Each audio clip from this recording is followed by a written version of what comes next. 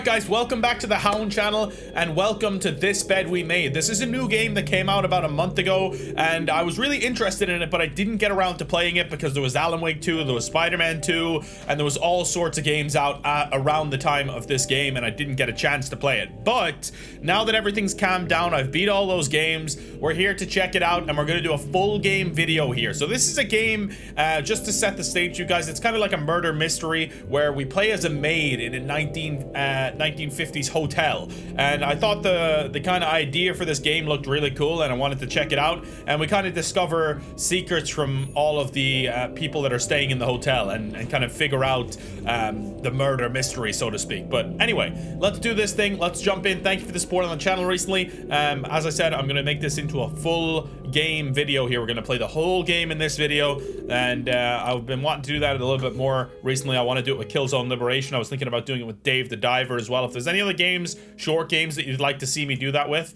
let me know. The game takes account all of your actions, including the ones you decide not to take. These choices will determine your fate and the fate of others around you.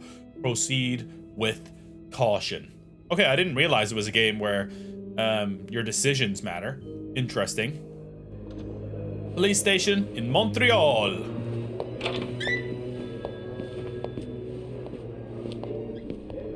I think this is the maid that we play as. Interestingly enough. Okay. Now, miss, let's keep moving. Alright, why am I moving in the police station is the question. What did we do? Or what did we see? Sorry.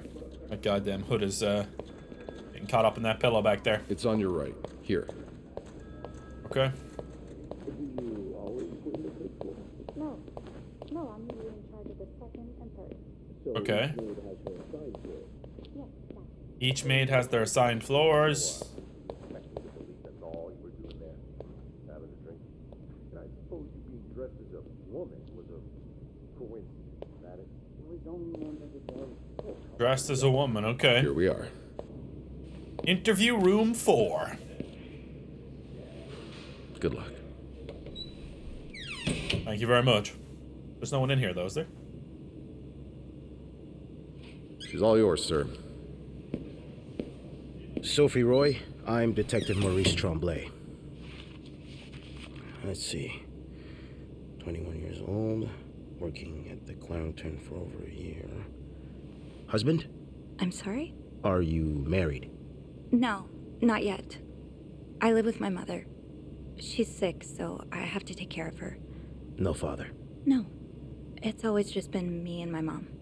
All right, Miss Roy. I need you to tell me everything that happened, starting with this morning. Oh, so we're gonna kind of play back through it. That's cool. I like that idea. Where we're kind of in an interrogation room, trying to go through everything and figure it out. Need to be careful with the music here. Might have to mute this. Seems like it's copyright music. I don't know. All right. Cute maid outfit. Now, this isn't a big budget game or anything, you know, it's not a AAA title, but I think it'll be really fun. I like the idea. I'll tell you that much. This bed we made. Now just a bit of tidying up and I can go on break. I'm turning the radio off just for copyright reasons. Let's make the bed. Okay, so we're gonna do like mundane tasks, I think. Move that up there, move that up there, and then move this up here. Okay. A bed's Place not the complete pillow. without its pillow. Need to actually find the pillow first, I understand. I understand. There we go. Nice. Only menswear. Are you in town for a business trip, maybe? Maybe. A letter. You That's know me. a lot of money to owe. Just what did you get yourself involved in? You're more than a friend to us, you're practically family, and while friends are polite to each other, family deserves more. Family deserves honesty. As such, I want to be as direct as possible and letting you know that you're down to your last chance. The $8,380 you owe us plus 25% interest is now 8 months overdue. My patience has worn thin. This isn't like one of your unpaid bar tabs. You came to us for help, and help always comes at a price. We've opened our pockets to you time and time again, and all you've done is taken advantage of our goodwill and generosity. We'll come over in person to make our collection tomorrow. I'll be bringing along the boys so we can all sit down and have a little chat. But just so you know, they aren't too good with words. Okay. Gotta keep that in mind for the future. January 16th, 1958. January 2nd, 1957. That's the date of the initial loan. Date of the acknowledgement was about a year later. Okay. So this guy's in some serious trouble here. Alright, put the Hoover away. Clean the trash. There's another letter here. Is this going to be about being in debt as well? Dear Mr. and Mrs. Mapleson, regretful as we are to have to resort to those lines of communication, our client and your neighbor, the owner of 88 32nd Street, has been ultimately evasive of our many attempts to reach out and collect our due debts. Specifically, an amount owed to us the sum of $1,900. He has given us little recourse but to contact him through those in close physical proximity to him in the hopes that they can deliver a message on our behalf. We have little desire to disturb you and the other fine citizens of 32nd Street, but our business may bring us back to your neighborhood if it is not resolved quickly. The help of your kind community would be greatly appreciated for us and certainly for your neighbor. Kindly, Lucky Coin Financing. Another letter about him being in debt. I mean, this man couldn't be more in debt if his life depended on it. This is just a little bit of a menu. No problemo there. Issue there. Anything in the bathroom we can do? Clean the toilet. Clean the shower. All right, we're learning about the guy staying here. Good as new. While kind of snooping. Or sorry, while cleaning. We're snooping while cleaning, pretty much. That's kind of creepy, honestly. I gotta be honest with you. That's not nice. I don't like it. All right, we can leave. I think it's room 504. A man with a lot of problems money-wise. No signs of anything else really going on there, though, I would say. Like, I didn't notice any murderous intent, anything like that.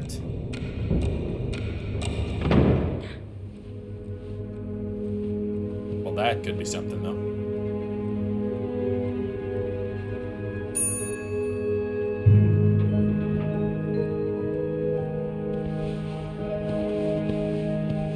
You're just gonna bounce? Have you heard about that nut house they want to build next door? Yeah, it creeps me out. Imagine all the weirdos who'll start hanging around the hotel. I can think of someone who'll feel right at home. Look at her, always glued to that gossip magazine. Do you think she has any real friends? Or is it just Gracie, Joan, and Marilyn? Well, when your own life is that dull, you need to get your excitement somewhere. Oh, Shut up. did you see Rebecca come in this morning? She was wearing the same clothes. Just typical women gossip garbage. This is exactly the kind of behavior Linda warned me about. She's doing everything she can to break us apart. Sophie speaking. Hey, it's Beth. Do you think you could come up real quick? Sure. I'll be right there. You're right, you shouldn't. No, you're right, I've been blind. I was so in love with you that I couldn't see. What? Okay, was. That guy's having a little argument, a little domestic argument. Let's see what Beth wanted to talk about. Okay. Interesting groundwork for the start of this game. I like it so far. Fixed. I hope the weather doesn't make it worse. 19 arrested in deviate raid. Good lord, 19. Shop owners against new mental hospital. Another bloody Valentine. The lifeless body of a 34-year-old man. Major snowstorm paralyzes the city. I should probably check if there's like streamer mode for audio. Turn the music down a little bit just to be safe anyway. I have a feeling it's going to get copyrighted this video, but what can you do? It's not like I make a whole lot of money on these videos anyway, yeah? Hey there. So, who's sleeping? Sleep. What? You were whispering just now on the phone, so I thought maybe Eugene or Bobby were napping in the break room again. Oh, yeah, no. It's Jacques and Wendy. They were, in the middle of something. Ugh, it's so awkward when they start making out like no one's watching. Get a room. We literally work in a hotel. Not like that. They weren't kissing this time. They were fighting. Oh, this is entertaining. I mean, oh no, why? I'm not completely sure, but it sounded like Linda had something to do with it. Ugh, that bitch. Beth? Oh. Trust me, she deserves it. All right. Why does everyone hate Linda? I don't get why everyone hates her so much. Linda's always nice to me. To you, maybe, but she's just the worst to every girl she perceives as a threat. A threat? A threat to what? I don't know. Her place as Bernard's right hand, I suppose. So, you're saying I'm not a threat? I'm not saying that. I'm saying Linda thinks that, but that's her mistake. I know there's more to you than meets the eye. Oh. Thanks. So, you said you needed me? My help, I mean. Oh, right. Wanna guess why? I'm guessing there's something I have to clean? Obviously. But what is it? Did a kid throw up again? God, no. Did that happen recently? Yeah, last week. I can still smell it. Feel it, too. While I was cleaning, some of it got... I'm gonna stop you right there. Keep talking and you'll be cleaning up after me, too. Oh. Sorry. Yeah, no, you'll be glad to know it's nothing gross this time. A nice gentleman decided it was time to redesign the lobby and helped us by knocking over that vase on his way out of the hotel. That's it? I would do it myself, but the last time I tried to leave the front desk, Bernard emerged from his lair to scold me about procedures and whatnot. Well, we can't have the beauty of the Clarington Hotel take absence from her throne, can we? Oh, the people would riot. Bernard especially. Bernard's hardly the people. Anyway, I have to get back to work. There's a mop in the supply closet next to Bernard's office, I think. Thanks. I'll see you around. Alright, she seems cool. I like her so far, so there's a mop. Oh, we have a journal. Okay, cool. Haunted Hotel, Trouble in Paradise, Bet's Banter. Okay.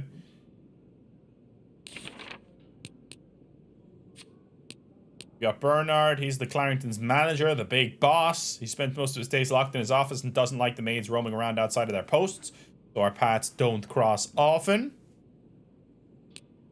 Linda is the Clarington's governess, Bernard's second in command, and it's easy to see why. She rules over the maids with an iron fist, always ready to enforce Bernard's latest rule to the letter. Most of them hate her for this, but my feelings are a bit more mixed. For whatever reason, she seems to have a soft spot for me. Same cannot be said for Wendy, unfortunately. It's like she made it her life's mission to break up Wendy and Jock's relationship, and I'm worried that her latest efforts may have succeeded. Wendy is a waitress at the hotel's restaurant. She and her best friend Yvette were hired together, and they used to be inseparable until 3 or 4 months ago. It's no coincidence that this was around the time Wendy started dating Jacques, the bellboy, to whom she's now happily engaged. That is, depending on who you ask. Linda seems to think that Wendy is the Clarington's resident flirt. Sure, she's popular with guests and collects the most tips by far, but I've always chalked that up to the same thing that has drawn me to her. The warm smile that just radiates kindness. And Jacques, one of the Clarington's bellboys. I don't know much about him. He's even more shy than I am, barely looking up at guests when carrying their luggage. People like us just need something to bring us out of our shells. Someone, rather. And apparently for Jacques, that person is Wendy. He's like a completely different person around her. He lights up, laughs, and even cracks jokes. I was so happy that he found Wendy, and even happier when he proposed. They're like the Clarington's very own Janet and Tony. But it seems like their engagement is in peril thanks to Linda's meddling. Stand strong, Jacques. Don't fall for her manipulations. It seems like he was falling for it. Alright, we got our mom, who always means well, but life hasn't dealt her the best hand of cards. She doesn't talk to me very much about her times as a nurse during the war, but I've always wondered what kind of person she was before that harrowing chapter of her life. It's just the two of us at home. Mom's had bad luck keeping jobs, and she finds it hard to be around people, so she stays home most of the time. At least she's never missed an episode of The Wild Orchard. And Dad left when I was 2 years old. Haven't heard from him since. Mom doesn't say much, so I stopped asking. Okay. Well, that's some good information there. Oh, Jacques. Leave it. Linda, Wendy's great at her job. Guests absolutely love her and... Not just guests, apparently. Oh, God damn it, Linda! I only like her because guests like her. Making sure guests are happy is my job, after all. You don't seem to care whether I'm happy. Listen, if Wendy wasn't doing her job, that'd be another story, but I can't just fire her without good reason. What if she stirred up trouble among the staff? Would that be a good reason? Curiosity killed the cat. Oh, Andrew. Hi. I'm sorry. I was He seems like an absolutely terrible person. Our manager? No. I heard something, and I... Hey. It's okay, I'm just pulling your leg. I'm sorry I scared you. I'm not used to having people around me while I work. Yeah, you're always working alone up there, aren't you? I actually think it's the first time I've seen you down in the lobby. Don't tell me you've been sent to clean up after the Valentine's Day ball. Were you here Friday night to see the whole thing? Yeah. They had someone in charge of the event, but she ended up crying alone in the stairwell, so I had to take over. What happened? Did it really go so wrong? It certainly didn't go wrong for the people enjoying the party, but for those sober around them, that's another story. Good God. I'm glad I didn't have to be there. I don't know how you do it. And I don't know how you handle cleaning up after other people all day. You must see plenty of weird stuff, right? Yeah. What's the weirdest thing you found in a guest's room?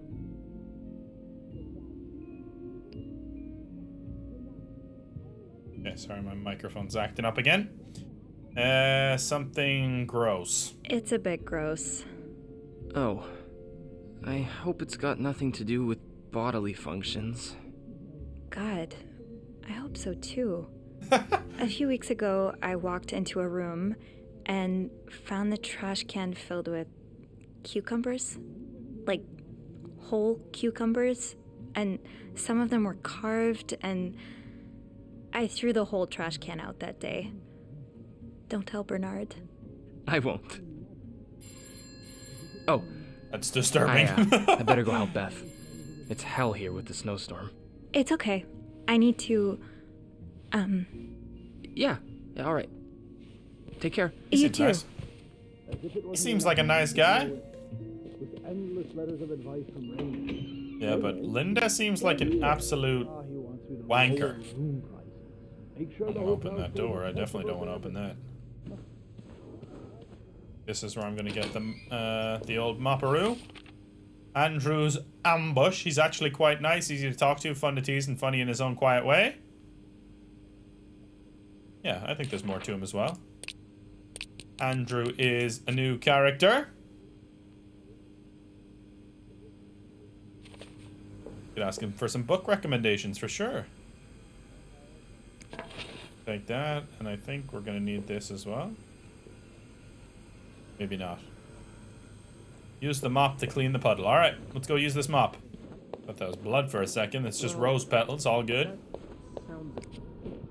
Okay, clean this up. I thought it was sand, it's actually water. That makes sense why we would have to use the mop then, wouldn't it? Inspect that. A film roll. Huh. The guest must have dropped it when he knocked over the vase. Probably should return it to him. Or should check it out. Interesting. What does this say? Ew. I better throw that away. I wonder, was there anything else I could have done with that? Now It I didn't just really put give me the an leaves option. back in the vase, and it'll be like nothing ever happened. There we go. Nailed it. It's the same newspaper from earlier. Linda's Say been no to putting these divorce. everywhere lately. Interesting. Maybe that's why she doesn't want them together. She thinks they might get divorced. I don't know. Alright, we can talk to Maybe Beth and see. Beth remembers who knocked over the vase. I understand, Mr. Ramsey. I wish I could make the snowstorm disappear. I really do, but sadly, that's not within my power. Beth, who knocked over that vase? Mr. Spade. Mr. Spade? Well, I can check with the airport and let you know when flights resume. Until then... Mr. Spade, yes, okay. Yes, I know. You've said that already. But... No, Alright, let's have a look. Very unlikely. So, which room are you staying in, Mr. Spade? To speak to my manager if you'd like. I'm sure he'll be... Anything about a spade thrilled here? to talk to you. Nothing on that side. Mm-hmm. Spade, here we go. Room 505. Okay. Great. That's on my floor. I can return that film roll without going out of my way. I have a feeling some stuff might be happening I should there. go to the 5th floor to return Mr. Spade's film roll. Did I mop this? Let's mop that up for people. This leak really needs to be fixed. I hope the weather doesn't make it worse. Alright, to the 5th floor we go, my friends. Back to our floor. I wonder if we're gonna eventually get to go to other floors and stuff like that. Hold it, please. Our boy Andrew. Phew, made it. Thanks. You're welcome. Was it you who cleaned the puddle by the restrooms? Yes. Was I not supposed to? Well, Eugene asked us not to touch anything until he's repaired the leak, but it's probably safer this way. Puddle Someone patrol, could've slipped baby. on it. Which floor? Oh, 6th. Thanks. Alright. The 6th floor is What's total. the big rush? I need to bring this to our VIP guest, the one who rented the entire floor. Oh, is it that British man I keep hearing about?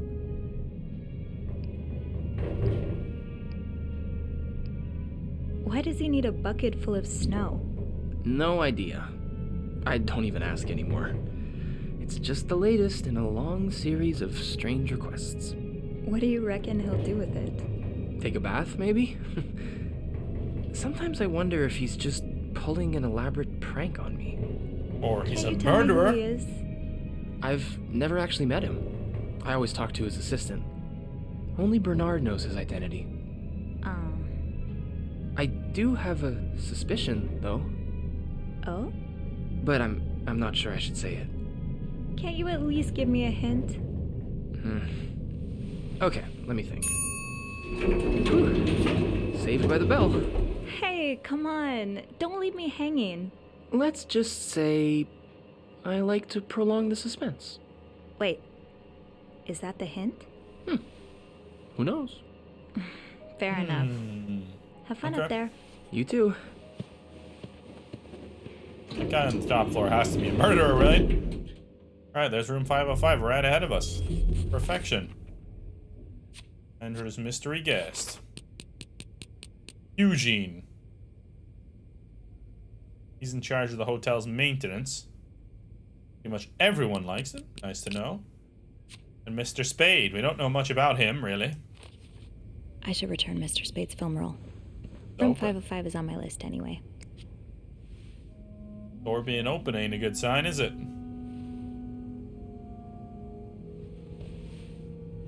Mr. Spade?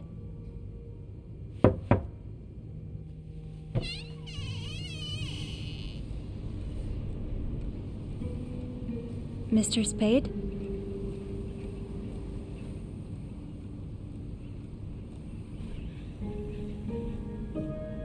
Those shotgun shell? No, it's more of those films. Okay.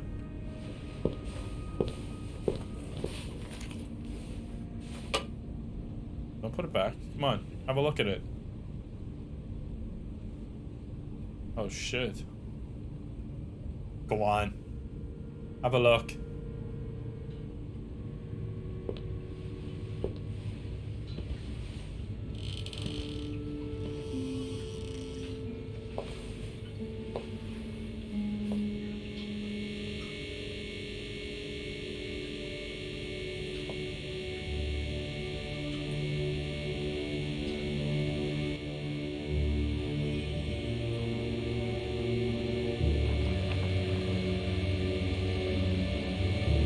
Those are me!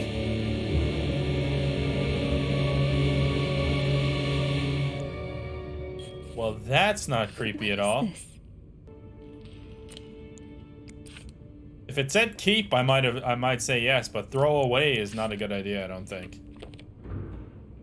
What was that noise? What is that in my hand? Maybe I should call Beth or Andrew. They'll know what to do. I hope. Yeah, that's not good. Stalker pictures. Pictures of me snooping. Who should I call?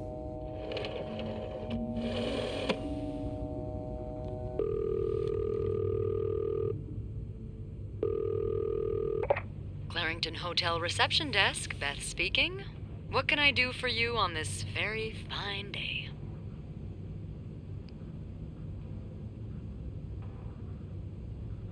Oh, shit. I feel like Beth seems like she has our best interests at heart, but Andrew seems super nice as well, right? So I think I'll go with Beth, I guess. Beth, I need your help. Sophie? What's going on? I think Mr. Spade's stalking me while I work. Really? I knew it! You did? I mean, I knew there was something fishy about him. He just has creep written all over his face, you know? Okay. How did you find out?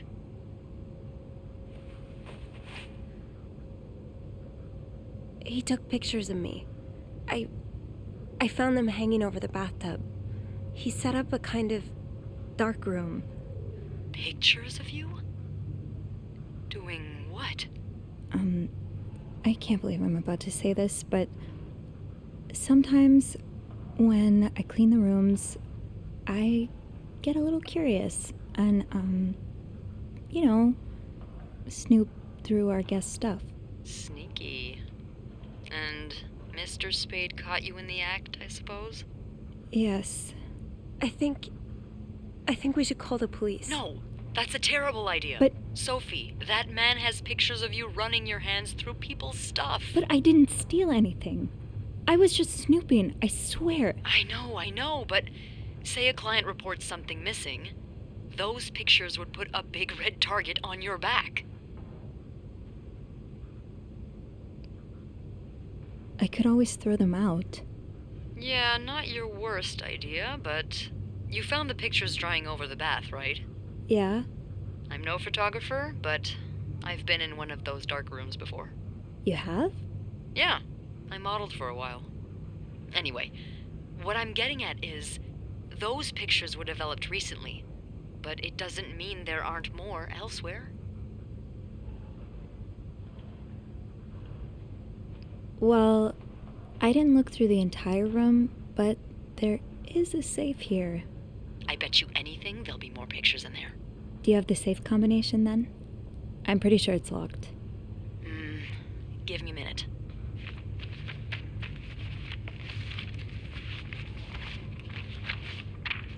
Merde. Those idiots. What? I can't find the combination list. The night staff's probably lost it again. Anyway, we always ask that clients write down their code somewhere so they don't have to call reception a dozen times. Maybe you can have a look around the room, and I call you if Mr. Creep comes back. You know, so you can get out of there in time. Okay. This is giving me the heebie-jeebies, man. I feel like Oh, it's nothing. anxious. Oh, and Beth? Like he's gonna come find us. Please keep this between us. Of course. Yeah, Beth seems like a real one. That's why I called her. I feel like I knew she was gonna understand. The beauty of the Clarington shows Beth as your acolyte. Locked. There has to be a key somewhere.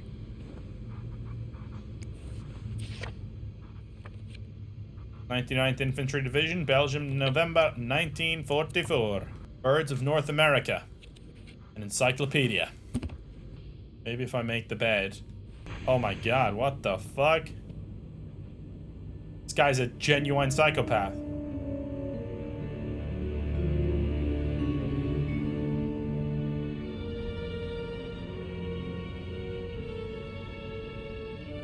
A proper stalker, huh? The lake.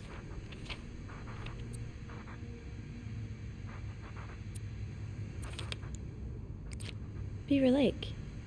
I took Mom skating there just a few weeks ago. These look like numbers. Sort of. Like musical letters? 2G, 2D2, 2, and then 2D. Interesting. So that's definitely something to do with the code, but need to figure that out. Special occasion, wedding, funeral. I just visited the oratory for the first time in years. This has to be a coincidence, right? I don't think it is, unfortunately for you. 1958, Montreal tramways. This was the sale where I found that winter jacket that Mom loves. Were you there too? E30. E. Harry's diner too. Were we ever there at the same time? I'm pretty sure. Oh god, this is disturbing.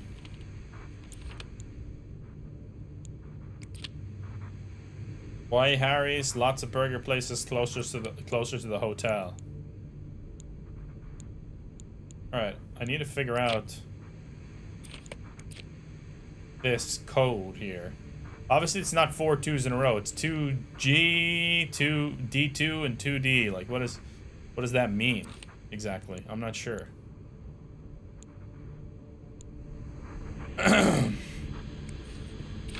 Is this Yep. a floor of the Clarington? Morgan. Is that your real name? Why did you check in under Mr. Spade? Lindsay died 2 years ago. I don't know what happened between the two of you, but please let us grieve in peace. Thank you, Lindsay's mother. Turn to sender. Paul Morgan. Lindsay Franklin. Edith Franklin, there it says. I Throw that away. hope you weren't eating those beans. Clean that up. Pick up the pillow.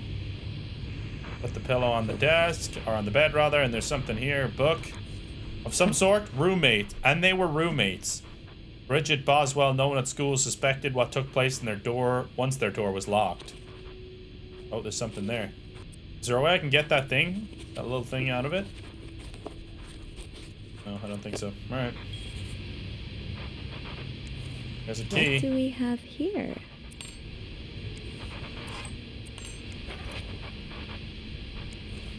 Of course he has binoculars, the little stalker. What does this say? Do not forget to take your pills. Write everything down. I guess we have that in common. He might have forgot to take his pills. To take his pills, honestly.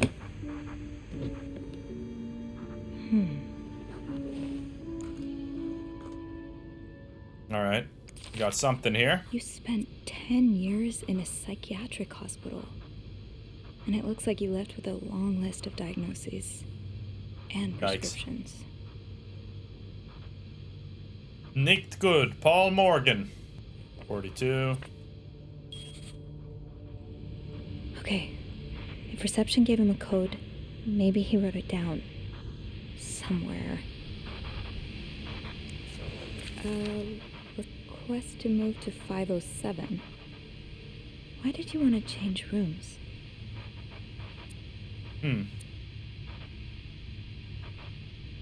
Yeah, no surprise Bernard denied the request. Mrs. Beaumont's been here so long, we could probably just put her name on the door at this point. Who knew Bernard could be nice? Yeah, no surprise Bernard denied the request. Mrs. Beaumont's been here so long, we could probably just put her name on the door at this point. Okay, wait. These look like numbers. Sort of.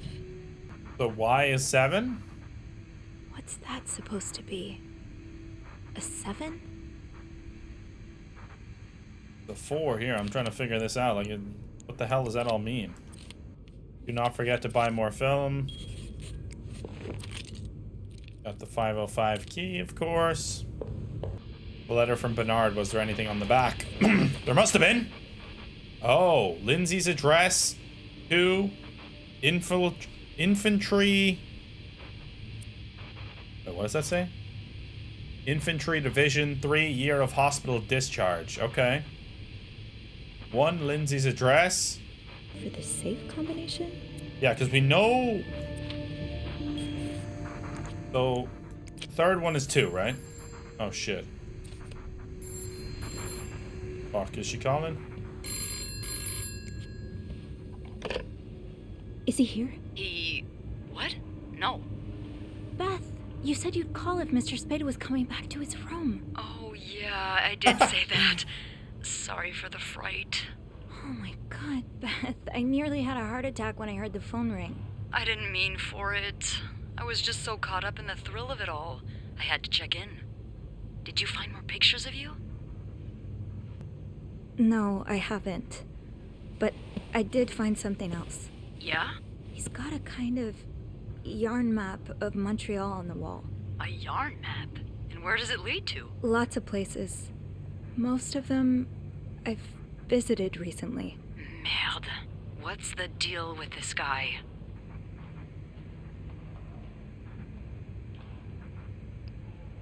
I think he may be using an alias. I found some evidence that points to his real name being Paul Morgan. Well, he's certainly not the first man to check into a hotel under a fake name. Is it really common practice? It is, when the man in question is married, but the woman accompanying him isn't. Or at least, not to him. Considering the state of his room, I doubt Mr. Morgan was expecting any visitors. Did you find anything else? He seems to be in love with this woman who doesn't love him back. Never a good combination. You mean you? No, someone else. I found lots of letters addressed to a woman named Lindsay, but she returned them all to sender, unopened.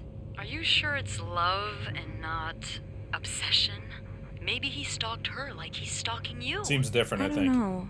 Whatever it is, I find it strange she didn't open the letters before sending them back. I would have had a look at them first. Of course you would have. So, is that all you found then? He has this book with, underdressed women on the cover. I don't think Playboy magazine qualifies as a book. No, it's not. It's a novel. It's called, And They Were Roommates. Oh, I see. And I suppose these women on the cover are really good friends, aren't they? What do you mean? Well, if it's what I think it is, it's probably one of those trashy books for men who secretly fantasize about two women getting real cozy with each other. Oh, I wouldn't know. I didn't read it. No, you're not missing much. They're always written by men who describe women like they're these ethereal creatures that gasp and sigh at every word. I think that one's written by a woman, though. Bridget, Boswell? Bridget Boswell? That's obviously a pseudonym, like our dear Mr. Spade. The publishers probably hope they'll sell more copies if the men think they're written by a woman. Oh, that makes sense. I guess. I can't say I'm surprised Mr. Creep is into this I know stuff. this voice, I swear. Bat's Found voice. anything else on him? I'll know I'll more know soon. more once I open the safe. Oh, so you found the combination? Yeah, sort of. I'm impressed. Well done, Arsène Lupin. What? Never mind. Don't let me keep you. Okay, I'll call you back. Yeah, you better. I won't call again unless Mr. Morgan returns. For real this time. All right, thanks. Okay. Let's figure this code out. So. What was it?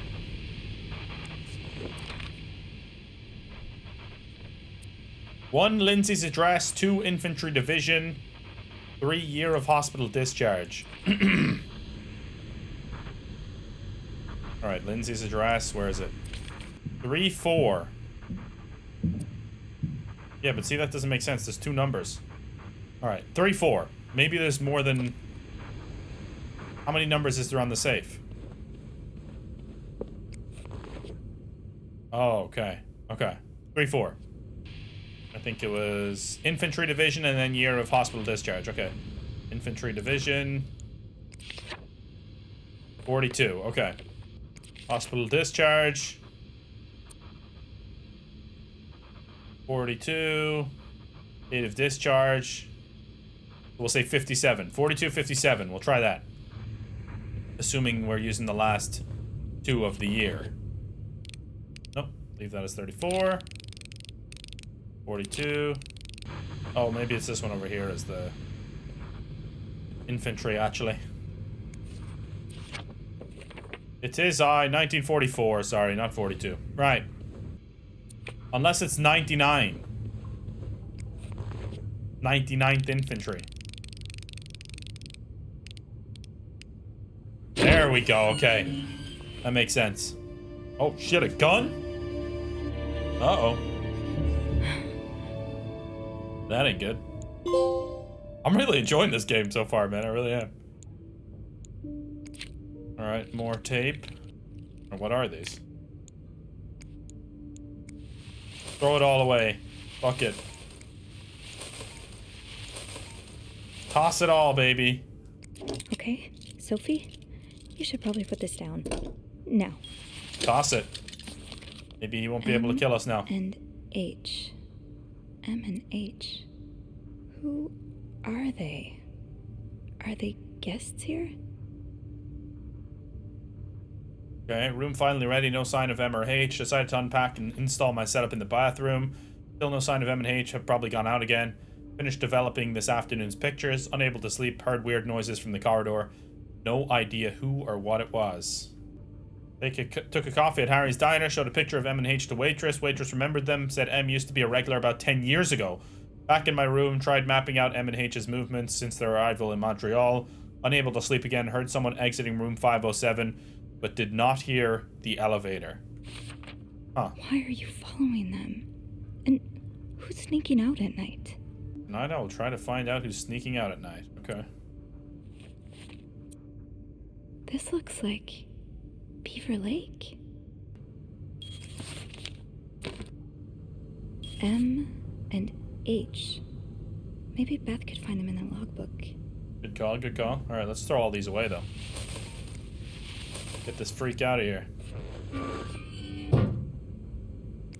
He's gonna know we're gone through his things anyway, right? So might as well just get rid of everything. Should I get rid of all the other pictures of me too in the room? You creep. You ain't getting away with that, huh? Let's call Beth. Bethy girl. Let me call then. Thank you. Jesus.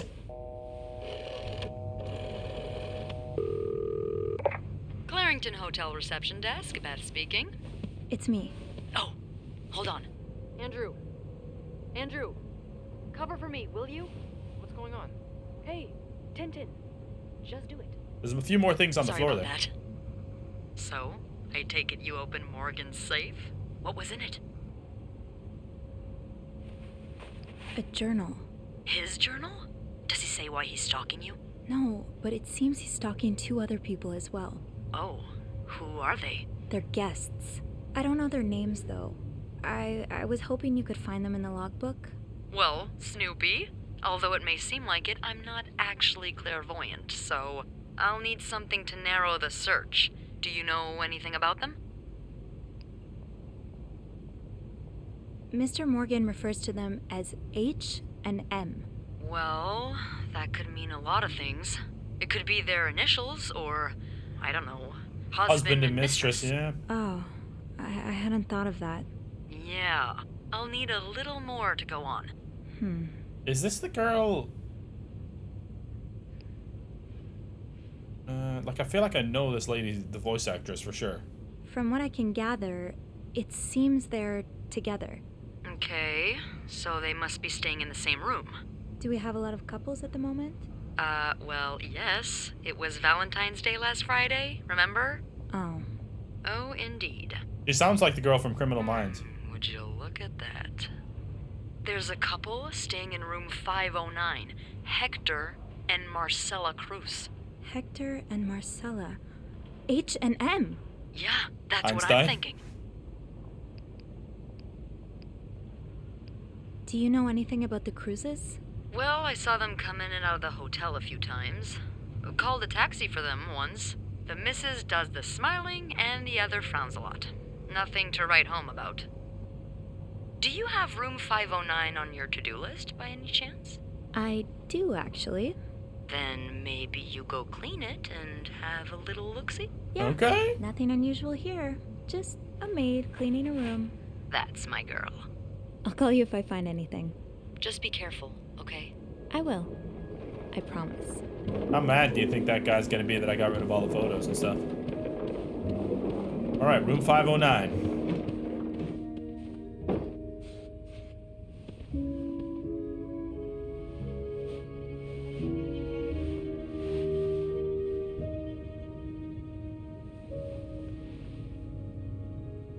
I must have forgotten my keys in the break room again. Forgot our keys. Okay. What's that?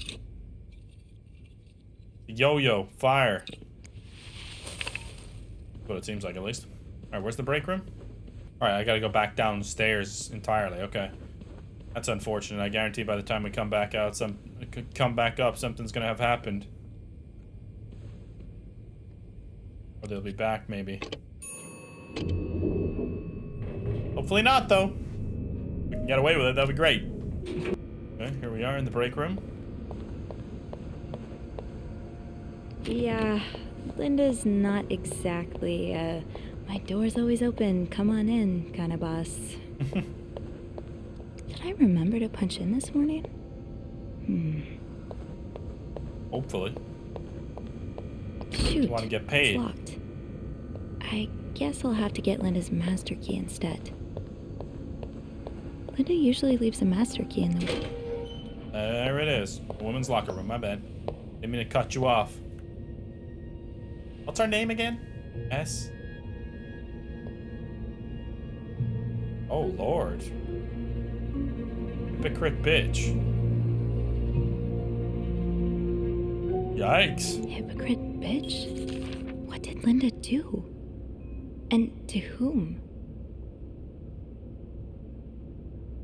Linda, my wife will be at her parents' tonight.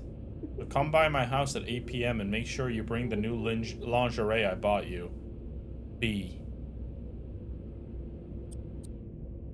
There aren't that many people whose names start with a B around here. Oh, Linda. What would your husband think of all this? Yeah, scumbag. All employ yada yada yada. Am I hearing crying in there?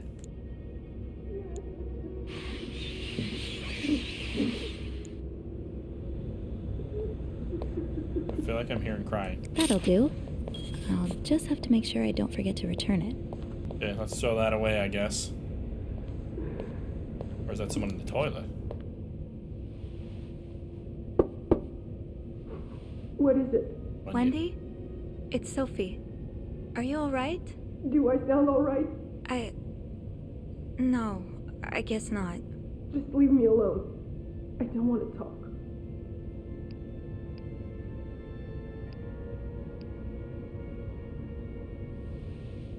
I don't mean to disturb you, but did you see who wrote that message on Linda's door?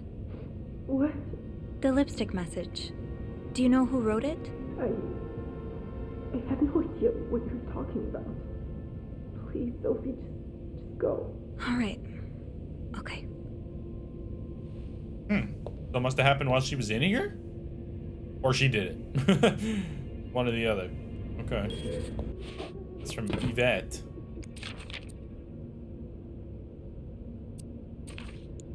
Okay, interesting. Close that again. Here's Wendy's locker. Is the lipstick gonna be here? This goes beyond constructive criticism. It's just a personal crusade. I'm not sure if you're doing it for the tip or to get the Employee of the Month award. But either way, this is unacceptable, and I won't even mention the way you wear your uniform. This is a respected hotel, not a pleasure house, although I've always had a problem with your behavior. I tolerated it as long as the guests were happy, but now that you're getting engaged, I can no longer remain silent about it. What would Jack say if he saw you? I'm sure he would be as ashamed as I am. Maybe you've got Bernard fooled like every other man, but if you don't change your behavior, I'll find a way to convince him to fire you. This is your only warning. Oh, look, it's changed to bitch in red here. Handwriting is familiar. So is the colorful language. Yep. That's, I think it was quite clearly Wendy, if I'm being honest. I'm gonna help Wendy out here. This shade of red. It matches the message on the door. Watch this. I'm gonna throw this away. I'm gonna help her out. I'm gonna toss this too. Fuck it. I'm gonna help you out, Wendy. Can't say I'm not a real one. Alright. Rebecca's had her hands full lately. I hope she's doing okay in there. I should be able to open 509 now. Back to the 5th floor. Okay, so the master key, I don't need the... Right, the master key only unlocks the guests' rooms. I'll have to get my keys later. At least I can get into 509 now. Here's Jock's The way thing. they look at each other. Aw. You can tell it's the real deal. That's nice. This is why this is why I decided to help Linda. Or to help Wendy, not Linda, rather. Linda's seeming like a little bit of a goddamn homewrecker. Hey, you. Jesus, Beth. Oh, hey, Beth. On break already? Sadly, no. I have an express delivery to make to the 6th floor. Isn't that Jacques or Andrew's job? Well, they're both busy, so... What about you? I thought you'd be in 509. I'm heading up now. I just had to grab Linda's master key before I could continue our investigation. Oh, I see. Well, this has been quite the day so far, hasn't it? I can't remember the last time work was this interesting. Yeah, that's definitely one way to put it. That's not all, though. I was looking for my keys, and I heard someone crying in the bathroom. Well, it's not a day at the Clarington if someone hasn't broken down in tears. Fair enough. Who is it? It's Wendy. She's pretty upset. Oh, any idea what happened? I think Linda got to Jacques' head, and Wendy hit back by writing hypocrite bitch on her door. Of course she did. It's been a long time coming. Linda's been treating her like her personal punching bag as of late.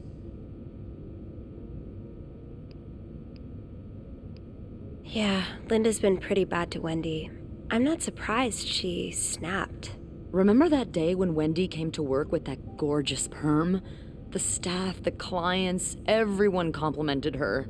Then Linda came along and sent her right back home to straighten it out because her cosmetic choices were distracting the clientele. Ugh. I'm not trying to excuse her behavior, but I think Linda's under a lot of pressure right now. It can't be easy, managing so many people with Bernard breathing down your neck. You know, I don't know how you do it, Sophie. Maybe it's because my empathy only goes so far, but I admire that you're able to feel for just about anyone.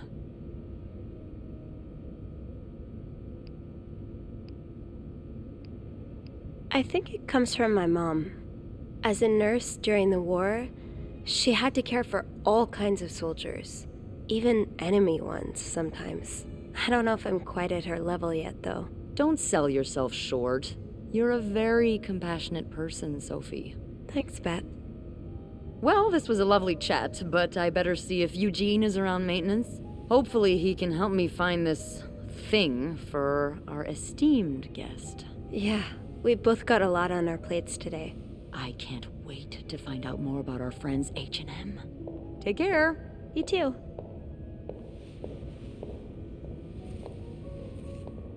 All right.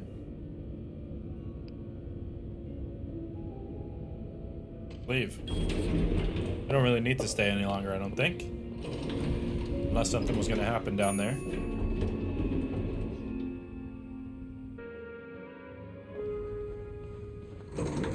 to 509 Getting we into go. 509 will be no problem. Oh, I do have 506 next on my list. Should I pop in before checking out 509? We could do. Something's going on between her and Bobby. Alright, let's Oh boy, someone's been living it up. clean up a little bit. Another fan of the Gossiper. I never did finish that article from this morning. That feels like so long ago now. He scolded them for talking. Turn that off. Clean up a little bit more. Get all the pillows. Clean. 2 pillows. Nice. Anything else we can really do here? Clean up a little bit more. I don't think we're actually even going to find anything in here, really, to be honest. They really did have a hell of a day, huh? Not exactly a cherished gift, if you just left it behind like this. Okay, enjoy your weekend in Montreal. I'll be eagerly awaiting your return and the start of our new life together. Love, Gregory. P.S. Don't let Simon rope you into anything crazy. Tell her I need my bride back in one piece. You know, I think she might have roped her into something crazy. The Holy Bible. Yep. I think that should have been here a little bit sooner. Valentine Ball. Formal wear required. Yada yada yada. Okay, is that everything in here? Think so. Not much. Oh, of course there's champagne in the goddamn... in the toilet. Of course there is. Alright, so this was kind of just a boring old cleaning job. Oh, sorry for the mess. That's hilarious.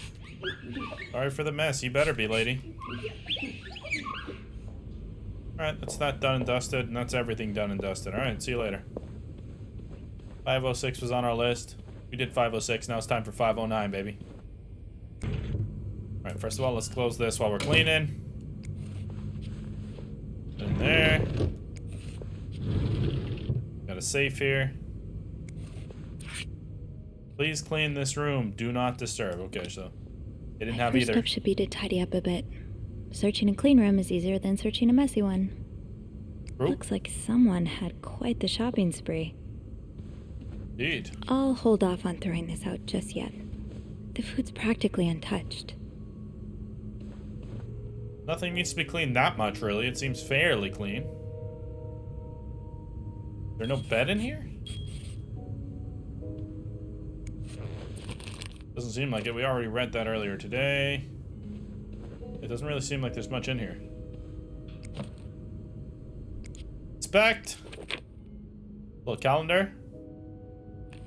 Okay. Departure, Montreal arrival. Wedding anniversary, don't forget vows. Rose petals on bed, return trip. Who's SW? SW. Looks like you had a few appointments with him, Mr. Cruz. Or her. SW. Looks like you had a few appointments with him, Mr. Cruz. Or her. Not everything we can find from this? I think so. Okay, interesting. We gotta look out for it. Person looking SW. for you back in Texas. Was he really just a co-worker? I cannot believe you decided to renew your vows so far away from the family. Your father and I are very disappointed, and so are your sisters. Montreal, what a strange destination. I would not be surprised if this was another one of your wife's ideas. I met Luciana in town yesterday. She has 5 children, 3 boys, 2 girls, and is pregnant with her 6th. Juan has just bought them that nice house on the corner of Prada and Ramos. Imagine if you had married her like you were supposed to, you would have your own family by now. Yesterday, I also drove by your home to get the mail. As I was leaving, I met a man who was looking for you. I think he's one of your colleagues from work, but I am not sure. I told him you were in Montreal and will be back next week. When do you come back exactly? I hope you can be there for your uncle's birthday party on Friday. I will make your favorite cake. Your mother. Seems like she's not too happy about how his life has turned out. Okay. Across. Got a photo. Wow. You look like a couple out of a magazine. That's the woman we saw before, though, isn't it? These pearls, they look absolutely gorgeous on you. Though, oh yeah, so I this bet is you the could same make couple. anything look good. This is the same couple as before. February 14th, 1948. Another Holy Bible again. Or in every room, I Someone's suppose. been sleeping here. I should leave it as it is. Okay. That as it is. Check this over here. Inspect this letter. Montreal vacation. Just all of their expenses. Okay. Check out the bathroom before we go into the other room. Little letter here. These are lovely. I wish you'd had more confidence in yourself. Toss it all away. Alright, clean. Clean. Okay, let's check out this other room. I think we've checked everything else. Let's see. Bernie and Mrs. got Weissman. her personal information stolen. Is Mr. Morgan behind it? Interesting. SOS 5. Who could blame you for seeking help? I'd do the same in your shoes. These scribbles don't look random, but I can't figure out what they mean. SOS 5, and then there's an 8. Locked. It looks like the code is made up of 4 letters. Okay. Locked. It 4 looks like letters. the code is made up of 4 letters. So would it be 5 and 8? Who could blame you for seeking help? These scribbles don't look random, but Alright, we gotta figure out what they mean. I can't figure out what they mean. Somehow, some way. What does that say? Am I reading this right? The account's been emptied. Okay.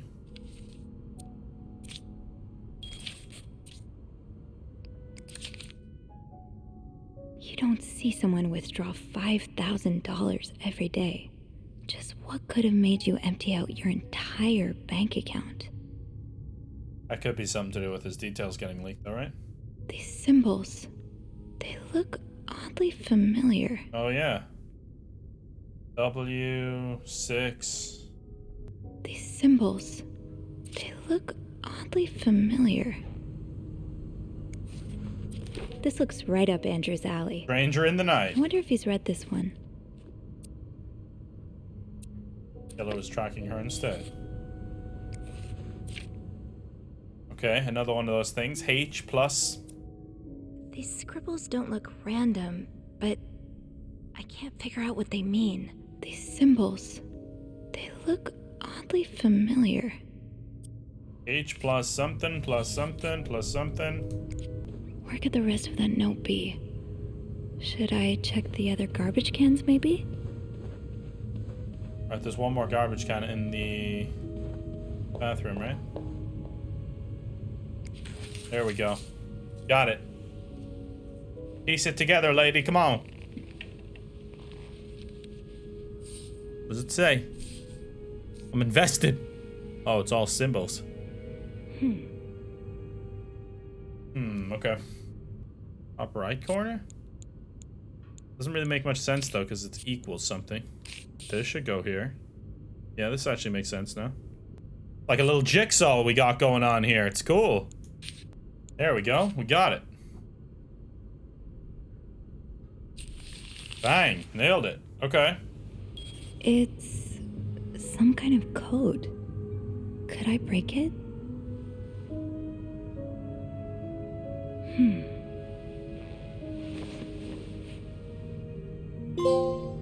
Puzzled, but not for long. You solve the torn note puzzle in room whatever the hell. Locked. It looks like the code is made up of 4 letters. 4 letters, okay. 4 would be a specific number. Or 4 would be a specific letter, okay. Would it be D? Hardly. Hardly that simple, is it? So 8 is W. 5 is O. Okay. 8 is W, 5 is O. O, bang. There we go. Okay, now we need to find more of those things. Another one over here, I believe. Showing us something or other. H. G is H. And P is T? Doesn't make much sense, does it? G is H and P is either plus or T. More of these symbols. Just what I was looking for. Alright, G, H, P, T. G, H, P, T. G, H, P, T. Okay. I think we're figuring it out now. We're getting somewhere. I really like the puzzles in this game, actually. They're so interesting to figure out. Alright, so U is 6, X is W. N is I, or 1. Okay. X, W, U6, and N is I. XW, U6, and I. XW. Okay, XW is first. N, I. N is equivalent to I. What were you apologizing for? I'm sorry, please forgive me. And were you forgiven? Question. Good question. Anything here that we could check out? Alright, T. Oh, wait. These things here are maybe a T? These little waves? Okay. The little dashes are a T. Okay. That's something I've missed before. Oh, so an equal sign is these S. symbols match some of the ones on the torn message. Yes. That's one of the symbols. Okay. Yeah, I need to come back to every letter and actually just go through it a little bit. Okay. More of these symbols. Just what I was looking for. More of these symbols. Just what I was looking for. Aha! I'll have to remember these. Aha! I'll have to remember these. Right, there's got to be another letter somewhere that I'm missing, right? Oh, yeah, see, I don't see any B or C, though. So there's no B's or C's? O is 5. Knew that. Is that plus symbol by the P a T, or what? Okay, so I think 3 is an E. 3 has to be an E. Oh, this has got to be an I. It's the only one. It makes sense there. Next to your room, that would mean 7 would be a Y. Vent. This is vent. I will leave. Yes, okay, I've got it. I will leave notes in the vent. There we go. Next to your room. Okay. We got something. I will leave notes in the vent next to your room. Clarington Hotel reception desk, Beth speaking. Hey, Beth. It's me. Hey, so, how did the snooping go? Find anything? I did. I found a message written in strange symbols. A kind of secret code. A secret code? Well, spill the beans. What did it say? I will leave notes in the vent next to your room. In the vent? Who the hell does that? I don't know. Who knows? But whoever the message was intended for went through a lot of trouble to hide it. It was torn in 12 pieces and scattered in 3 different trash cans. So the cruises are keeping secrets from each other. Do you think one of them's having an affair? I don't know. It really looks like blackmail. Blackmail? What makes you say that? I found a bank statement belonging to Mrs. Cruz. Her account was emptied very recently. Ooh, that's interesting. But it could mean a lot of things. What do you mean? Well, people need their money, especially when they're traveling. Although I have to admit, withdrawing all of it does seem a bit strange. Is that all you've got to back your theory? I also found a letter from some sort of company, Fernie and Weissman. It mentions a security breach. Targeting the cruises? Just the wife. It seems some of her private information was stolen by someone. A large withdrawal and a security breach? That can't be a coincidence. Maybe they got something on Mrs. Cruz. Something so bad she had to empty her bank account just to shut them up. Yeah, that's what I'm thinking. I see it, yeah. It could be blackmail for sure. Could be. Do you think Mr. Morgan's the blackmailer? What if the Cruzes hired him to find the blackmailer's identity? Well, if that's the case, he's pretty lousy at it. I mean, he's taking pictures of them, stalking them. Yeah, true. I'd call that following the wrong target. Maybe he hopes to catch the blackmailer the next time he gets in touch with them. Maybe. I'll go have a look at the vent that's mentioned in the message, just to be sure we're on the right track. Yeah, good idea, Bean.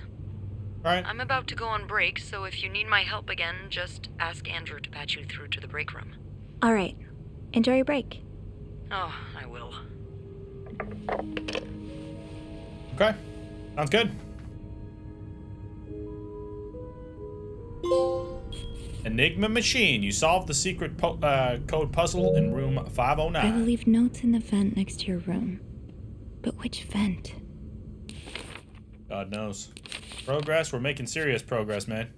We're about a third of the way through the game now, guys. Notes in the vent next to your room. But which vent?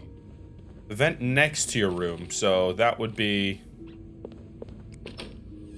probably the nearest vent to here. Bernard.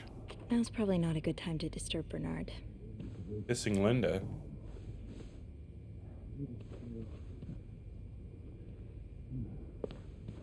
All right, Bernard. You dog, yeah? I think I have all the Is this the supplies I nearest need. vent? Could this be the nearest vent? There's something. Shit. Can't open these without a screwdriver. Great, I need a screwdriver. Yep, there we go. It opens now. Alright, I think I've got this whole page. I don't know what this says, but we're about to find out. Eugene! What does it say? Eugene, Bernard tells me there's a cold draft coming from his window. That means Eugene's probably working in Bernard's office right now. And it's turning his office into a freezer. Fixing this should be your highest priority today, Linda. This one here, dear Sounds like Eugene. Eugene asked Bernard to stop opposing the construction of the new psychiatric hospital.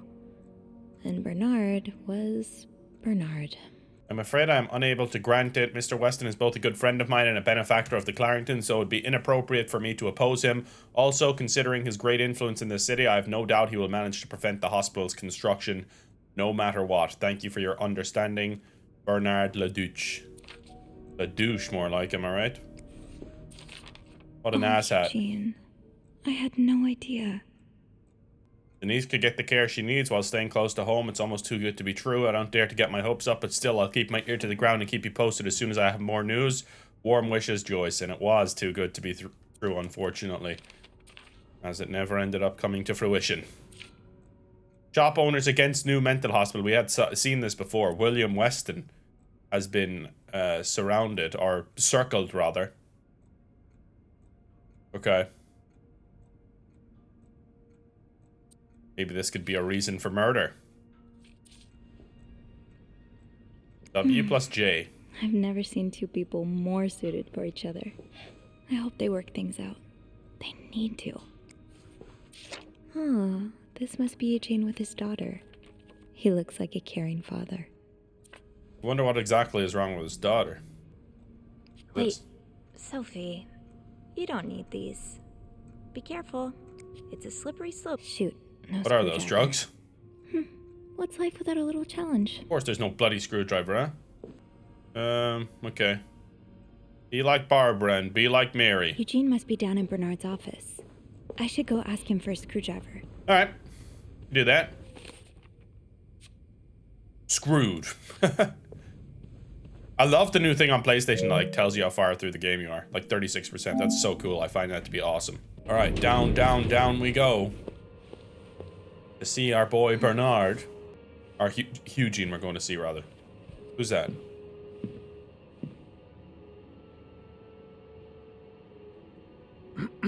Bernard, okay. It's, Miss Belivet, isn't it? What? Oh, Roy. Oh, right. Awkward. You're the one who took last week off, aren't you? You had to take care of your sister, I think? Mother. My mother. She's very sick. No, I hope this doesn't become a recurring thing. I need to know I can count on you. I understand, sir. What are you doing here, anyway? Are you on break?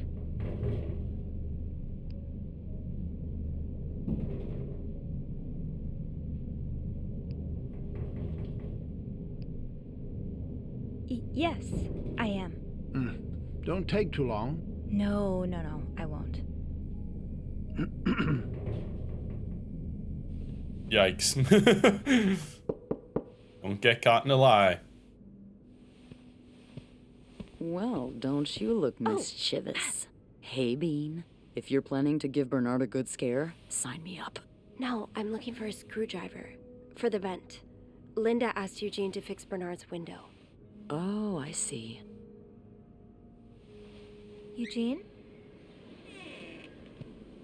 What the hell? You'd better go and take a look. I'll stand guard by the elevator and make some noise if I see Bernard coming. Okay, thanks. Don't tell me he's after, like, jumping out or something. Please.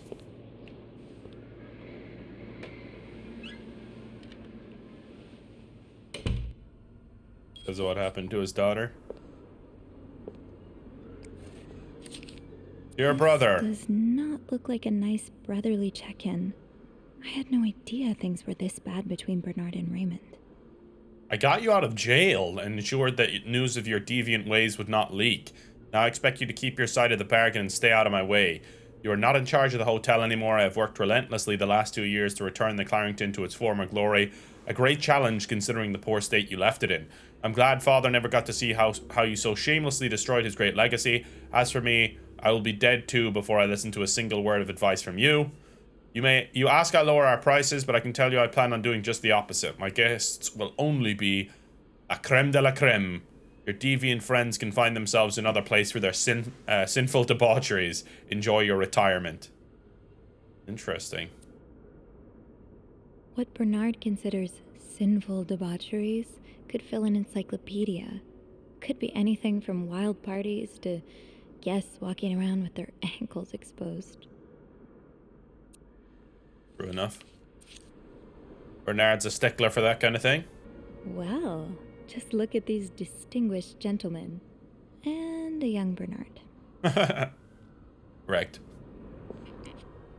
Kinda wish I worked here when Raymond was in charge. Sounds like the hotel was very different back then. Raymond the goat. Okay. Anything around here? Oh, there's the screwdriver. Let's inspect this letter first of all. Using something that could help so many people just because it's close to your hotel? This is ridiculous. On another note, it has come to my attention that you have formed a group of local businessmen to oppose the construction of the new mental hospital. After working so hard to elevate the Clarrington standards, I cannot allow a band of cuckoos to move in my backyard. Should you accept it, it would be an honor and a privilege to join your fight. Yours sincerely, Bernard Leduc. Leduc. How do I pronounce that? So, I take it the open window was not an accident. Can't say I blame you, Eugene. Yeah, I can't blame him either. So, I take it the open window was not an accident. Can't say I blame you, Eugene. Alright, let's pick up the screwdriver as well. Let's get you to that vent. I think I want to, I'll throw that away in case that helps Bernard get in trouble, or Eugene getting in trouble, rather. I close the window. This blizzard, Bernard's office will be a skating rink by the end of the day. Best to avoid that. Probably best to avoid it and avoid our boy getting in trouble as well, you know? I think, I don't want Eugene getting in trouble. Time to see what secrets that vent is holding. 'Tis indeed. Characters. I'm guessing this is going to show Raymond? Yes. Okay. Apparently fun was actually permitted under Raymond. Beth told me about the time a family from Greece was staying at the Clarrington, and the stubborn matriarch of the family rejected everything from the restaurant's menu. Raymond came in and without knowing a lick of Greek, talked things over, and next thing they knew, the entire family was somehow in the kitchen, shoulder to shoulder with our cooking staff, cooking up a whole new menu under the matriarch's instruction. That's incredible. That is incredible. I wonder what Raymond did. Surely your break is over by now. No, it's not. I came by here not too long ago, and Andrew was already covering for you. That's because I was in the ladies' room. That's no excuse to... It's my time of the month. You're married, aren't you? So you know how it is. I have to go more often, and sometimes I stain the furniture, and don't get me started on all the... That's enough detail. Miss Belivet, what were you doing in my office? I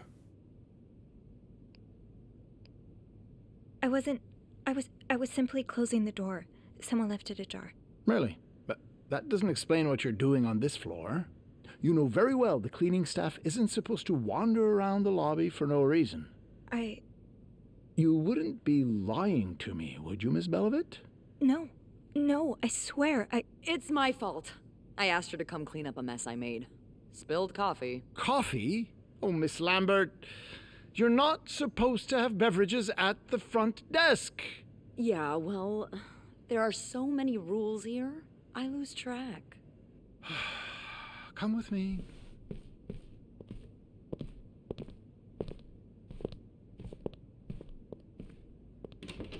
Hopefully Beth doesn't get in trouble now. Sorry.